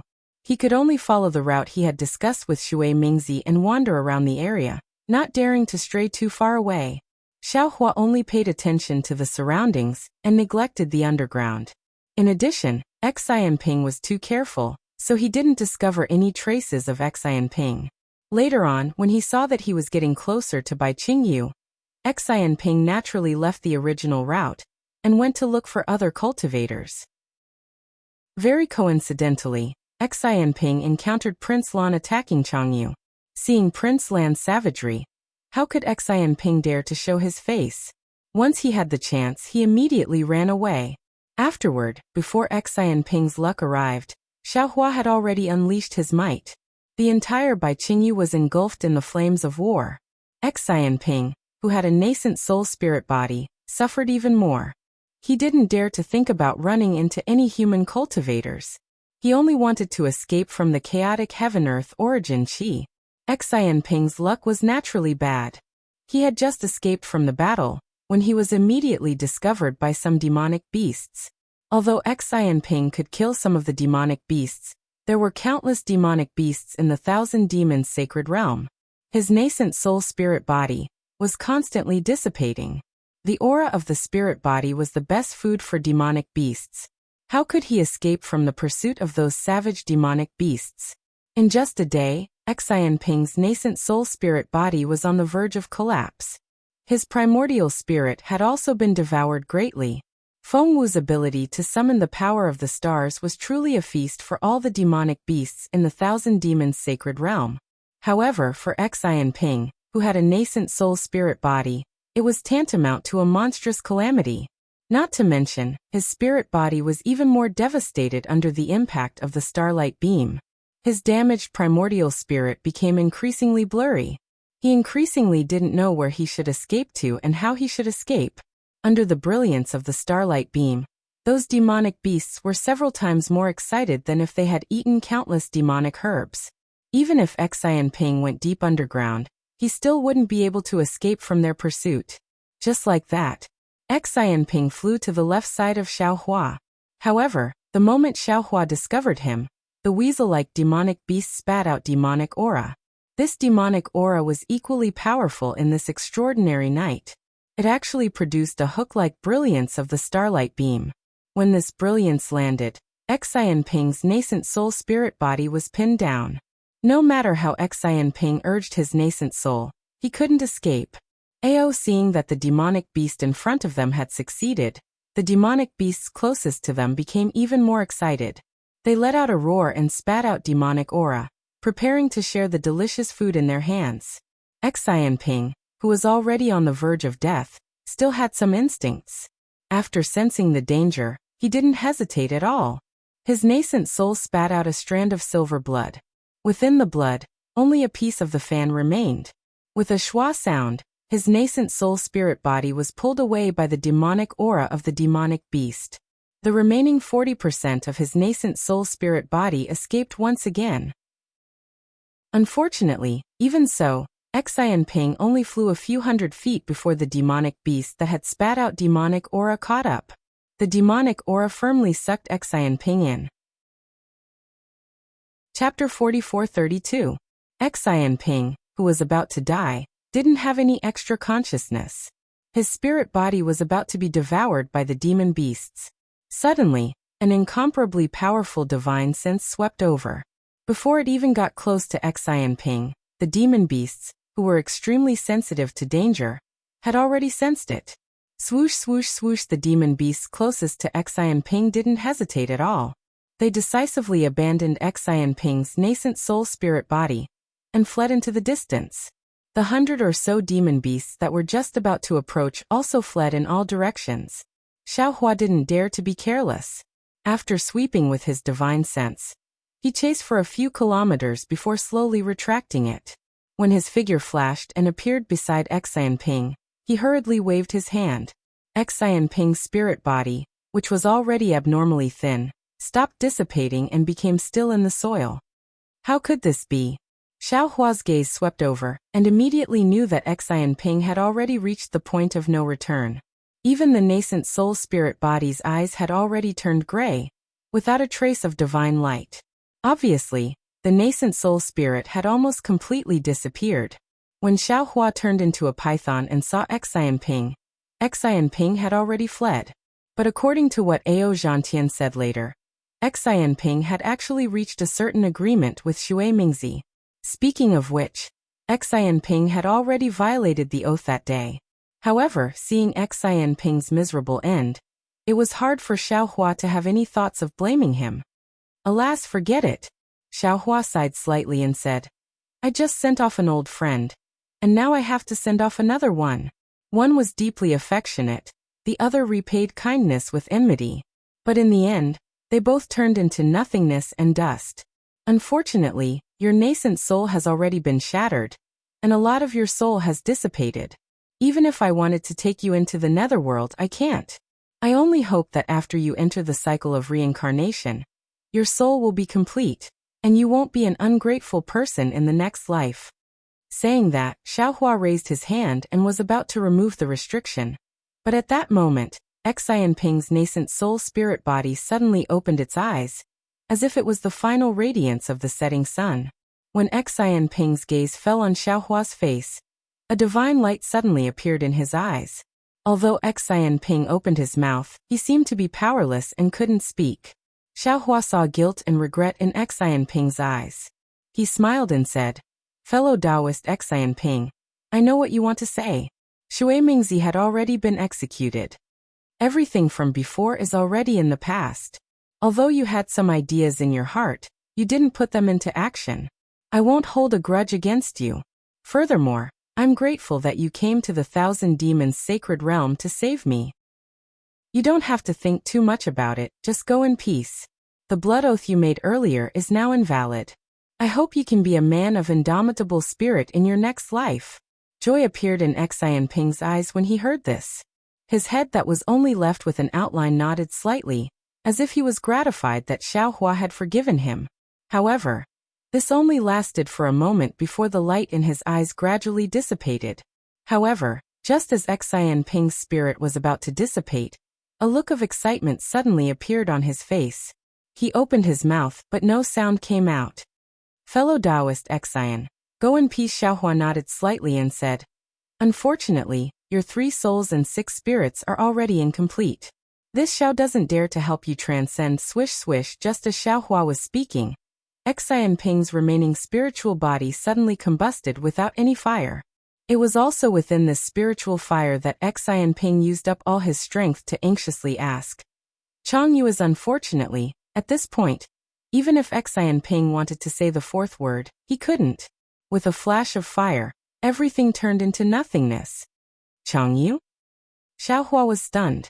His mind turned rapidly as he thought to himself, "Isn't Changyu?" Suddenly, Xiaohua was shocked. A golden light flashed between his eyebrows, and he was about to use the Buddhist 9 words divine ability. However, just as the golden runes gradually appeared, countless Buddhist chants rang out, and Xiaohua stopped. His eyes looked at the void as if he could see Xianping's dissipating soul. After the time it took to brew a cup of tea, he said, "Forget it. Your soul is already incomplete. If I use the soul summoning technique now, I'm afraid it will affect your reincarnation. This Xiao cannot harm you for the sake of my own interests, even if the information you know is very important to this Xiao." After he finished speaking, Xiaohua's figure flashed, and he escaped from the ground. After rushing out of the ground, he found a mountain peak and sat down cross-legged. He rubbed his chin with his hand and looked at the starlight in the sky. He thought to himself, why did Xianping suddenly mention Changyu before he died? What did the words Changyu sure mean? When Xianping died, he didn't meet with Changyu. He didn't know that Changyu had perished together with the demonic beasts. The information he knew must be from the hidden immortal mainland. If it was good news, Xianping wouldn't have sent a voice transmission. It could only be bad news. Could it be Changyu is a traitor? Could it be that Changyu had colluded with Shui Mingzi in the Soaring Dragon Mountain Range? Did Xianping find out? Shui Mingzi was prepared to meet with Changyu. But who knew that this Xiao would appear, and Changyu wouldn't have the chance to meet with Shui Mingzi? Or maybe Changyu has colluded with the Grand Mist Ancestors' force. Did Xianping find out? Or did Changyu leak my Soaring Dragon Mountain Range's disciples' whereabouts to the Thousand Demons' sacred land? Thinking of this, Xiaohua's eyes narrowed. He shook his head slightly and muttered to himself, "You may know a person for a long time without understanding his true nature." Back then, this Xiao treated Changyu well, and gave him cultivation conditions that were not inferior to others. Did he really think that this Xiao would be suppressed by Qingyu's Beast King, and unable to escape? Was he so eager to jump out? Didn't he think that even if he jumped out, what could he do? He still has Xiongyi, Li Xiang, and Prince Lan before him. How could he control the Fortune Gate? Unless he killed 3 nascent Soul Realm senior brothers like the Southern Sea Dragon Palace's 4th Prince Ao Qian, only then could he. Thinking of Changyu's betrayal, Xiaohua couldn't help but feel heartache. He tried his best not to think about it, but for the Fortune Gate, he had no choice but to think about it. When Xiaohua thought of this, he was suddenly startled and unconsciously stood up. But it didn't matter if he stood up, but the space within 100 miles to his left produced the sound of air exploding, and the sound of thunder. No, no. Xiaohua's eyes spun rapidly. If Changyu is such a scheming person, his best plan is not to come to the Thousand Demons' sacred land. It's best if he hides in the soaring Dragon Mountain range. He only needs to wait for the Fortune Gate's disciples to be killed. Then he can claim to be the sect master in the soaring Dragon Mountain range. Even if Xiongyi and Prince Lan return, they must be seriously injured. Wouldn't it be easier for him to make a move? Of course, we can't rule out the possibility of him colluding with Shui Mingzi on the way to Baiqingyu. A kind-hearted person would never think of others as his enemy. Therefore, in just a short moment, Xiaohua thought of an excellent excuse for Changyu. Of course, all of this was just a guess. Xiaohua pondered for a moment, and called Daoist Wu out from the space. The moment Daoist Wu landed in the air, he immediately raised his head and shouted, "Damn it, isn't Daoist Feng Wu too arrogant? What is he doing? Is he trying to alarm the entire Thousand Demons' sacred land? A great saint of the demonic race has entered the great holy hall. Is he trying to call immortal Emperor Go Chun and Vairocana revered Buddha over to observe the ceremony? I don't think this is what he wants." Xiaohua replied indifferently. Not to mention that this might be the effect of the great holy hall. The heavenly phoenix is in his body. It's not something he can decide. Oh. Daoist Feng seems a little depressed. Daoist Wu looked at Xiaohua and said, "Daoist Feng has just defeated the Thousand Demons' sacred land's old ancestor. You should be in high spirits." "That's nothing." Xiaohua smiled bitterly. While pondering, he told Daoist Wu the whole story. Daoist Wu instantly understood. He sucked in a breath of cold air and said, "Even your own disciple has become like this? I only have suspicions. I can't be sure, so I asked Daoist Feng to come over and take a look." Xiaohua replied. "And if Daoist Wenchu is here, he would be the most suitable." Daoist Wu nodded. "In that case, I will reluctantly accept." Daoist Feng, conceal yourself first. As Xiaohua spoke, he took out the Kunlun mirror and pulled Xiongyi out of the Shenhua continent with his mind. Xiongyi was still sitting cross-legged as if he was regulating his breathing. Xiaohua didn't disturb him and just stood at the side and watched quietly. In just a moment, Xiongyi felt that something was wrong. The quintessential essence in his body flowed rapidly. He was on guard and immediately opened his eyes. Master Xiongyi only understood when he saw Xiaohua standing beside him. He raised his head and looked around in surprise. He said anxiously, "Is this the Star Moon Palace?" "No." Xiaohua's tone was a little indifferent as he replied, "This is still the Thousand Demons' sacred land. It's only about 1,000 miles away from Baiqingyu." Xiongyi heaved a sigh of relief and said with a smile, "Did I say that? It's just a moment. How could I have arrived? Unless the time in the Kunlun immortal realm is different from the 3 continents." As he spoke, Xiongyi looked at the stars and moon in the sky in surprise and asked curiously, "Master, what's going on? Why is the Thousand Demons' sacred land's starry sky different from the hidden immortal continent? Is it day or night?" "It's night." Xiaohua's tone was still indifferent. "It's just that the 7 stars great saint of the Thousand Demons' sacred land has entered the great sage hall and attracted the congratulations of 10,000 stars. His Xiongyi was shocked. 7 stars great saint? Could it be that he's even more powerful than that golden-winged great rock? If I'm not wrong, he should be, Xiaohua replied. Master, then should we hurry to the Star Moon Palace? Xiongyi was shocked when he heard that a 7 stars great saint who was even more powerful than the number 1 great saint of the demon race, the golden-winged great rock, had appeared. He hurriedly suggested tactfully. Xiaohua glanced at Xiongyi and replied, "There's no need for that. This 7 stars great saint and I are close friends. He definitely won't make things difficult for me." Really? Xiongyi was overjoyed and said with a smile, "Master has really surprised me. After not seeing each other for 200 years, it's really 200 years can change a person's state of mind. 200 years can also change a person's strength, but 200 years can't change a person's nature." Xiaohua looked at the starry sky and sighed word by word. Chapter 44-33. Only until here did Xiongyi suddenly discover that Xiaohua's tone was different. He was startled in his heart and hurriedly knelt down and said, "Master, this disciple has failed Master's great trust. Nearly half of the Fortune Gate's disciples were killed. Disciple has let Master down." Xiaohua flicked his sleeves, not allowing Xiongyi to kneel. Instead, he said indifferently, "This matter has already passed. Master also does not intend to blame you all for this matter. Although more than half of our Fortune Gate's disciples were killed, Bai Qingyu's demonic beast clans were almost annihilated, and the heaven-concealing ridge and ancient Bell Mountain were also taken over by our Fortune Gate. These disciples have already been avenged." Unfortunately, Xiongyi still didn't dare to get up. He still lowered his head and said, "Master, this disciple knows that you are blaming this disciple for not taking the lives of the Soaring Dragon Mountain Range's disciples seriously. Actually, disciple wanted to come to Bai Qingyu alone that day. But disciple knew that with disciple's strength, it would be extremely difficult to rescue Master. Disciple could only rely on the strength of Soaring Dragon Mountain Range's disciples to have a sliver of hope to rescue Master. Of course, even if they managed to save their Master, the lives of these tens of thousands of disciples would definitely be left behind in Bai Qingyu's hands.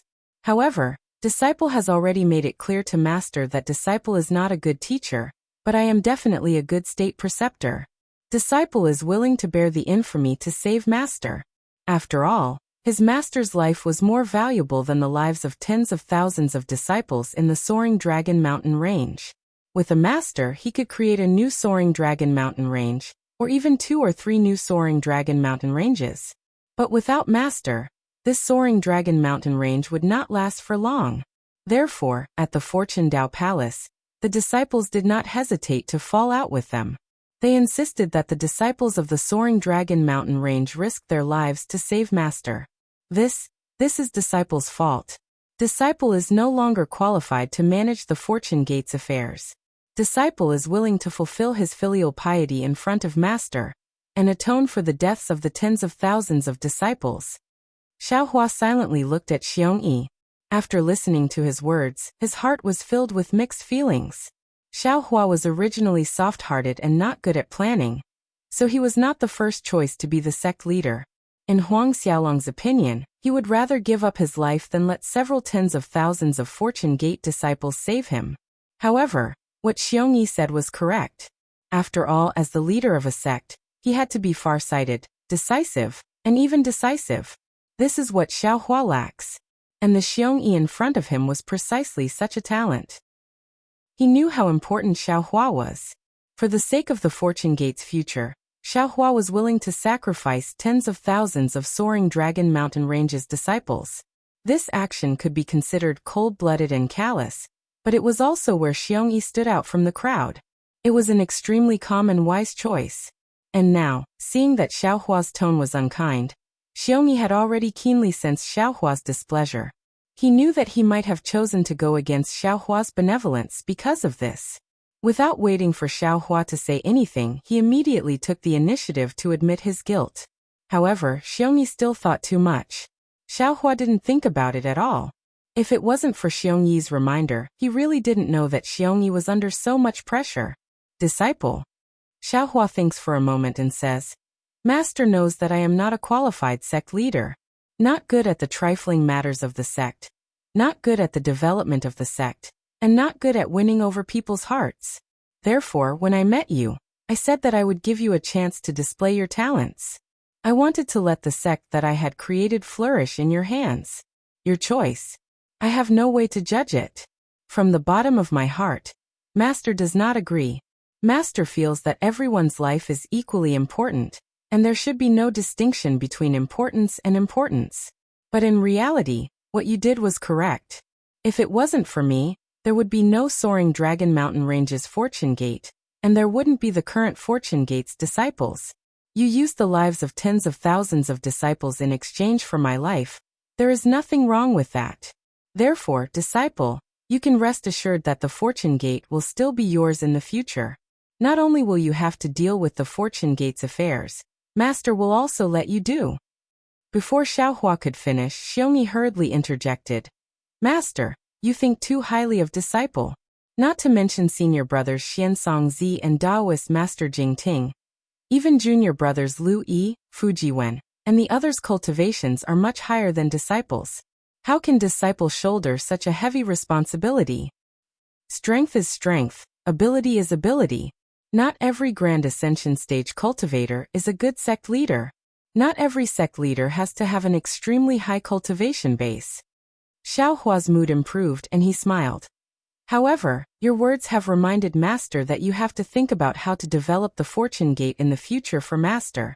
Every time Master thinks about it, it gives Master a headache. Xiongyi smiled bitterly. Master, it's not that disciple doesn't want to think about it, but the fortune gate's development is too fast. Disciple was still thinking about how to arrange for those golden core disciples when Master suddenly sent over 200,000 6th grade disciples, much stronger than disciple. Disciple was caught unprepared. Moreover, disciple had never thought that our Tao gate could be established on the hidden immortal mainland and become such a big sect. Disciple, don't worry, take your time to think. We have time, we have strength, and there will be opportunities in the future. Xiaohua comforted. As long as what you do is beneficial to the fortune gate, Master will support you. Then Xiongyi was relieved when he heard that.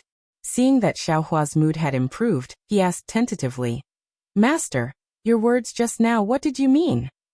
I'm sure you already know what I told Ao Zhantian earlier.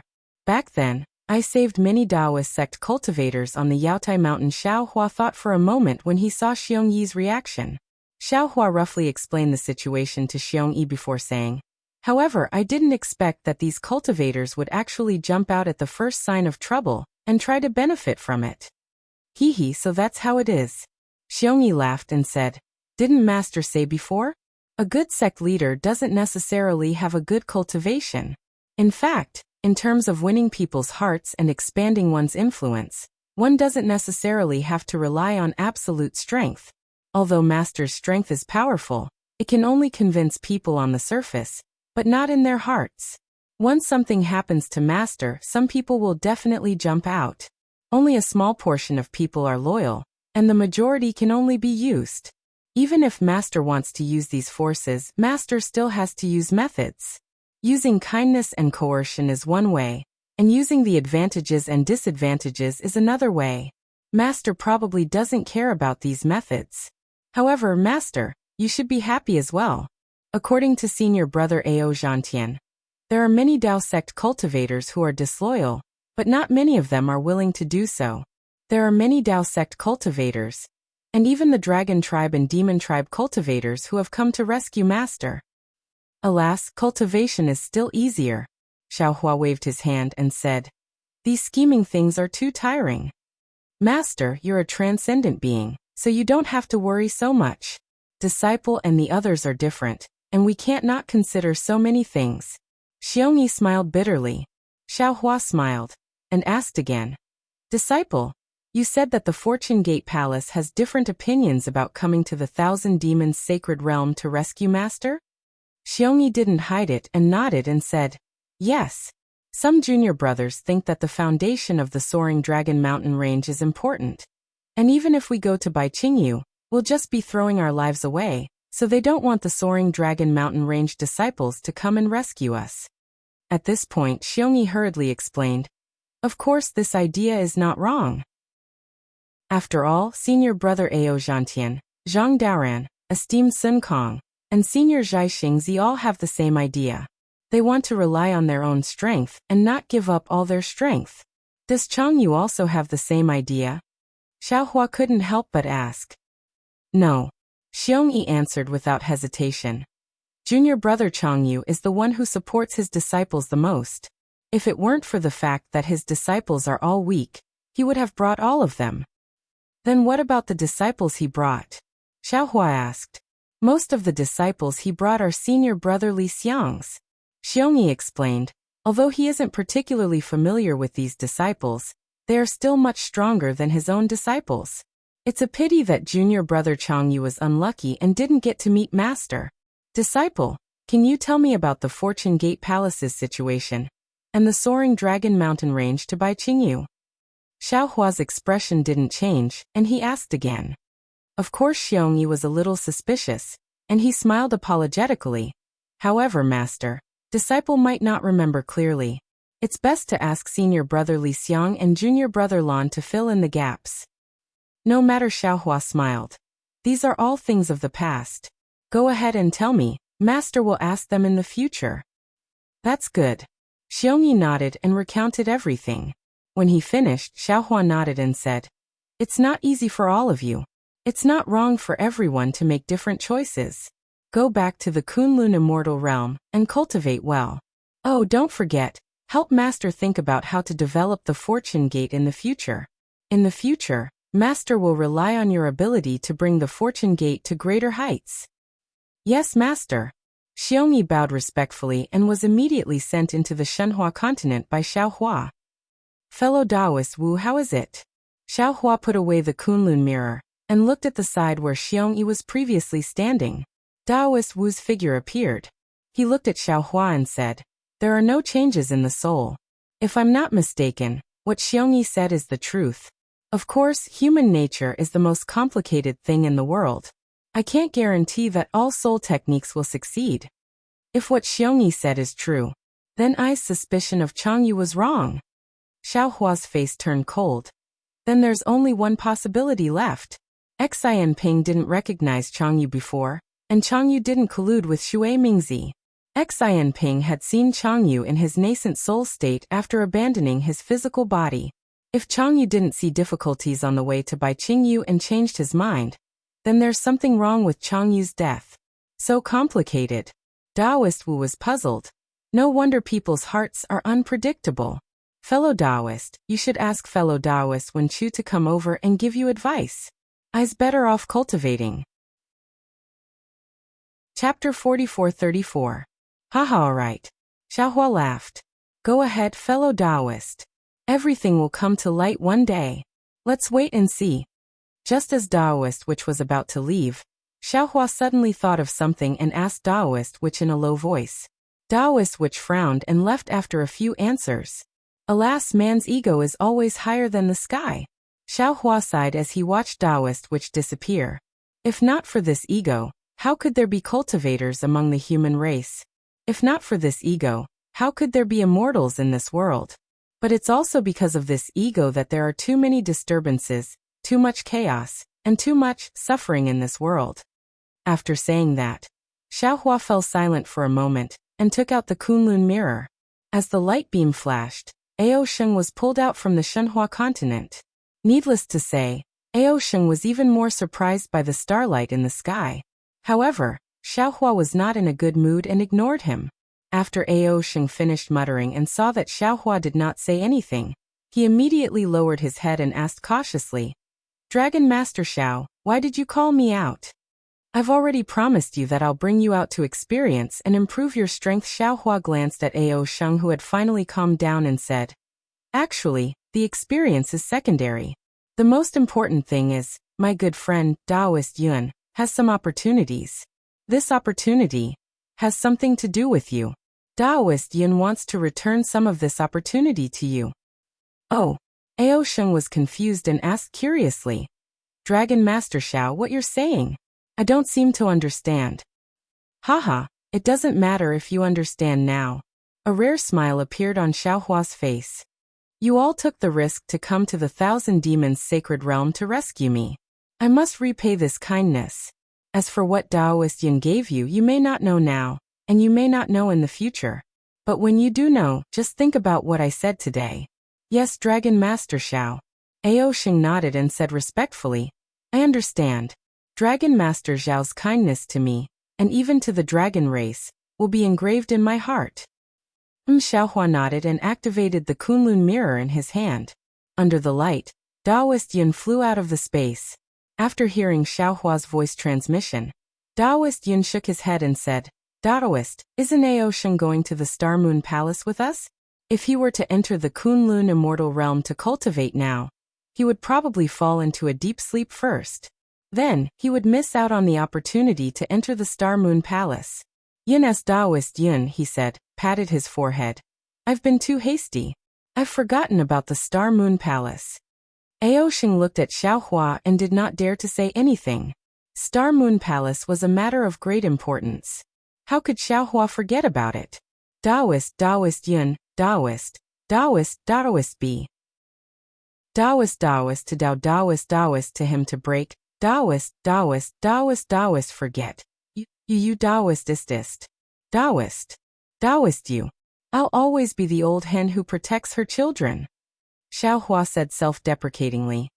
Even if I become an immortal, I'm afraid these disciples will still be in my heart, let alone a Mahayana. This is a blessing for us disciples. Aosheng finally understood something and said respectfully, this disciple will be like Xiao Longsher and continue this love. Haha good. Xiaohua laughed and clapped his hands. To be able to hear the word love from the mouth of a dragon. I've reaped the rewards of my efforts. If that's the case, we'll talk about this later. Daoist, please go back. Daoist Yun suggested again. It will take some time to reach the Star Moon Palace. Why don't I teach Aosheng some secret techniques of the dragon race? It can also lay a foundation for his future cultivation. I'll leave this to you, Daoist. Xiaohua said with a smile. Actually, Dragon Master, should be yours. Well said. Daoist Yun nodded. Daoist, please open a mystic realm in Kunlun Immortal Realm, so that Aosheng can cultivate in it. Xiaohua understood what Daoist Yin meant. He shook the Kunlun mirror and sent Daoist Yin and Aosheng to avoid above Shenhua continent, where the two dragons could do whatever they wanted. As Daoist sorcerer had yet to return, Xiaohua simply brought Blackie and Goldie out of the void and talked to them while waiting. Although Goldie had already told Xiaohua about his experience in the past 200 years, it was still too simple. Now that there was no one else around, Goldie's chatterbox was opened again, jumping up and down on Xiaohua's body while talking. Blackie stood obediently on one of Xiaohua's shoulders, occasionally interrupting and correcting him, but most of the time he just listened. Looking at the two cute little things with their own distinct characteristics, Xiaohua's heart was overflowing with fatherly love. He used his hand to touch the two little things' warm fur. Feeling the attachment of the two little things, he was deeply moved again. Others might not know how powerful Di Ting and the heaven-devouring beast were, but he knew them very well. Even though they were severely injured, they were still not something that a human Mahayana realm cultivator could handle. It was hard to imagine that these two powerful demon beasts looked like this when they were young. However, Xiaohua also understood that although Blackie and Goldie had the bloodlines of Di Ting and the heaven-devouring beast, they still had a long way to go before they could cultivate to the same level as them. The blood crystals Xiaohua obtained from the heaven-devouring beast and Di Ting were the starting point of this path. For hours later, Daoist sorcerer finally returned. Xiaohua's heart skipped a beat when he saw Daoist sorcerer's slightly gloomy face. How was it? What did I get? Is I right? I can't tell if fellow Daoist's guess is correct or not. Daoist Wu replied indifferently. There's a restriction in the souls of Daoist Qing Su, Daoist Fantian, and the other Daoist cultivators. Although I can break it, I'm afraid of alerting them and messing up fellow Daoists' arrangements, so I can't know the true intentions of the primordial chaos ancestor. I can't tell if these subordinates of the Grand Mist ancestor are sincere in helping the fortune gate, or if they have ulterior motives. It's fine. Xiaohua's heart relaxed and he waved his hand. The truth will come out one day. If the Grand Mist ancestor doesn't have any ulterior motives and is sincere in helping the fortune gate, I will repay him generously. If he has ulterior motives, would I be afraid of him? Daoist sorcerer nodded and said, although I didn't find anything in the souls of Venerable Fantian and the others, I found the magic treasure that fellow Daoist gave to Changyu in Daoist Master Qing Su's spatial pouch. Oh! Xiaohua raised his eyebrows and a cold smile appeared on his face. This is interesting. Could it be that Daoist Master Qing Su has something to do with Changyu's death? Xiaohua raised his head and looked at the sky, muttering to himself. But this magic treasure alone doesn't prove anything. Perhaps Daoist Master Qing Su picked it up on the road. Or perhaps Daoist Master Qing Su met with danger together with Changyu and Prince Lan. Changyu sacrificed his life to protect Prince Lan, and the magic treasure was lost after he self-destructed. Taoist Master Qing Su picked up the magic treasure and didn't return it to Prince Lan. What if there is another magic treasure? Taoist sorcerer raised his hand, and there was a ball of green light in his palm.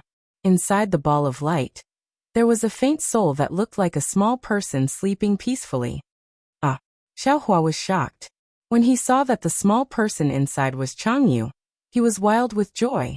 His mind rolled, and Changyu's soul that was about to disappear immediately fell into it.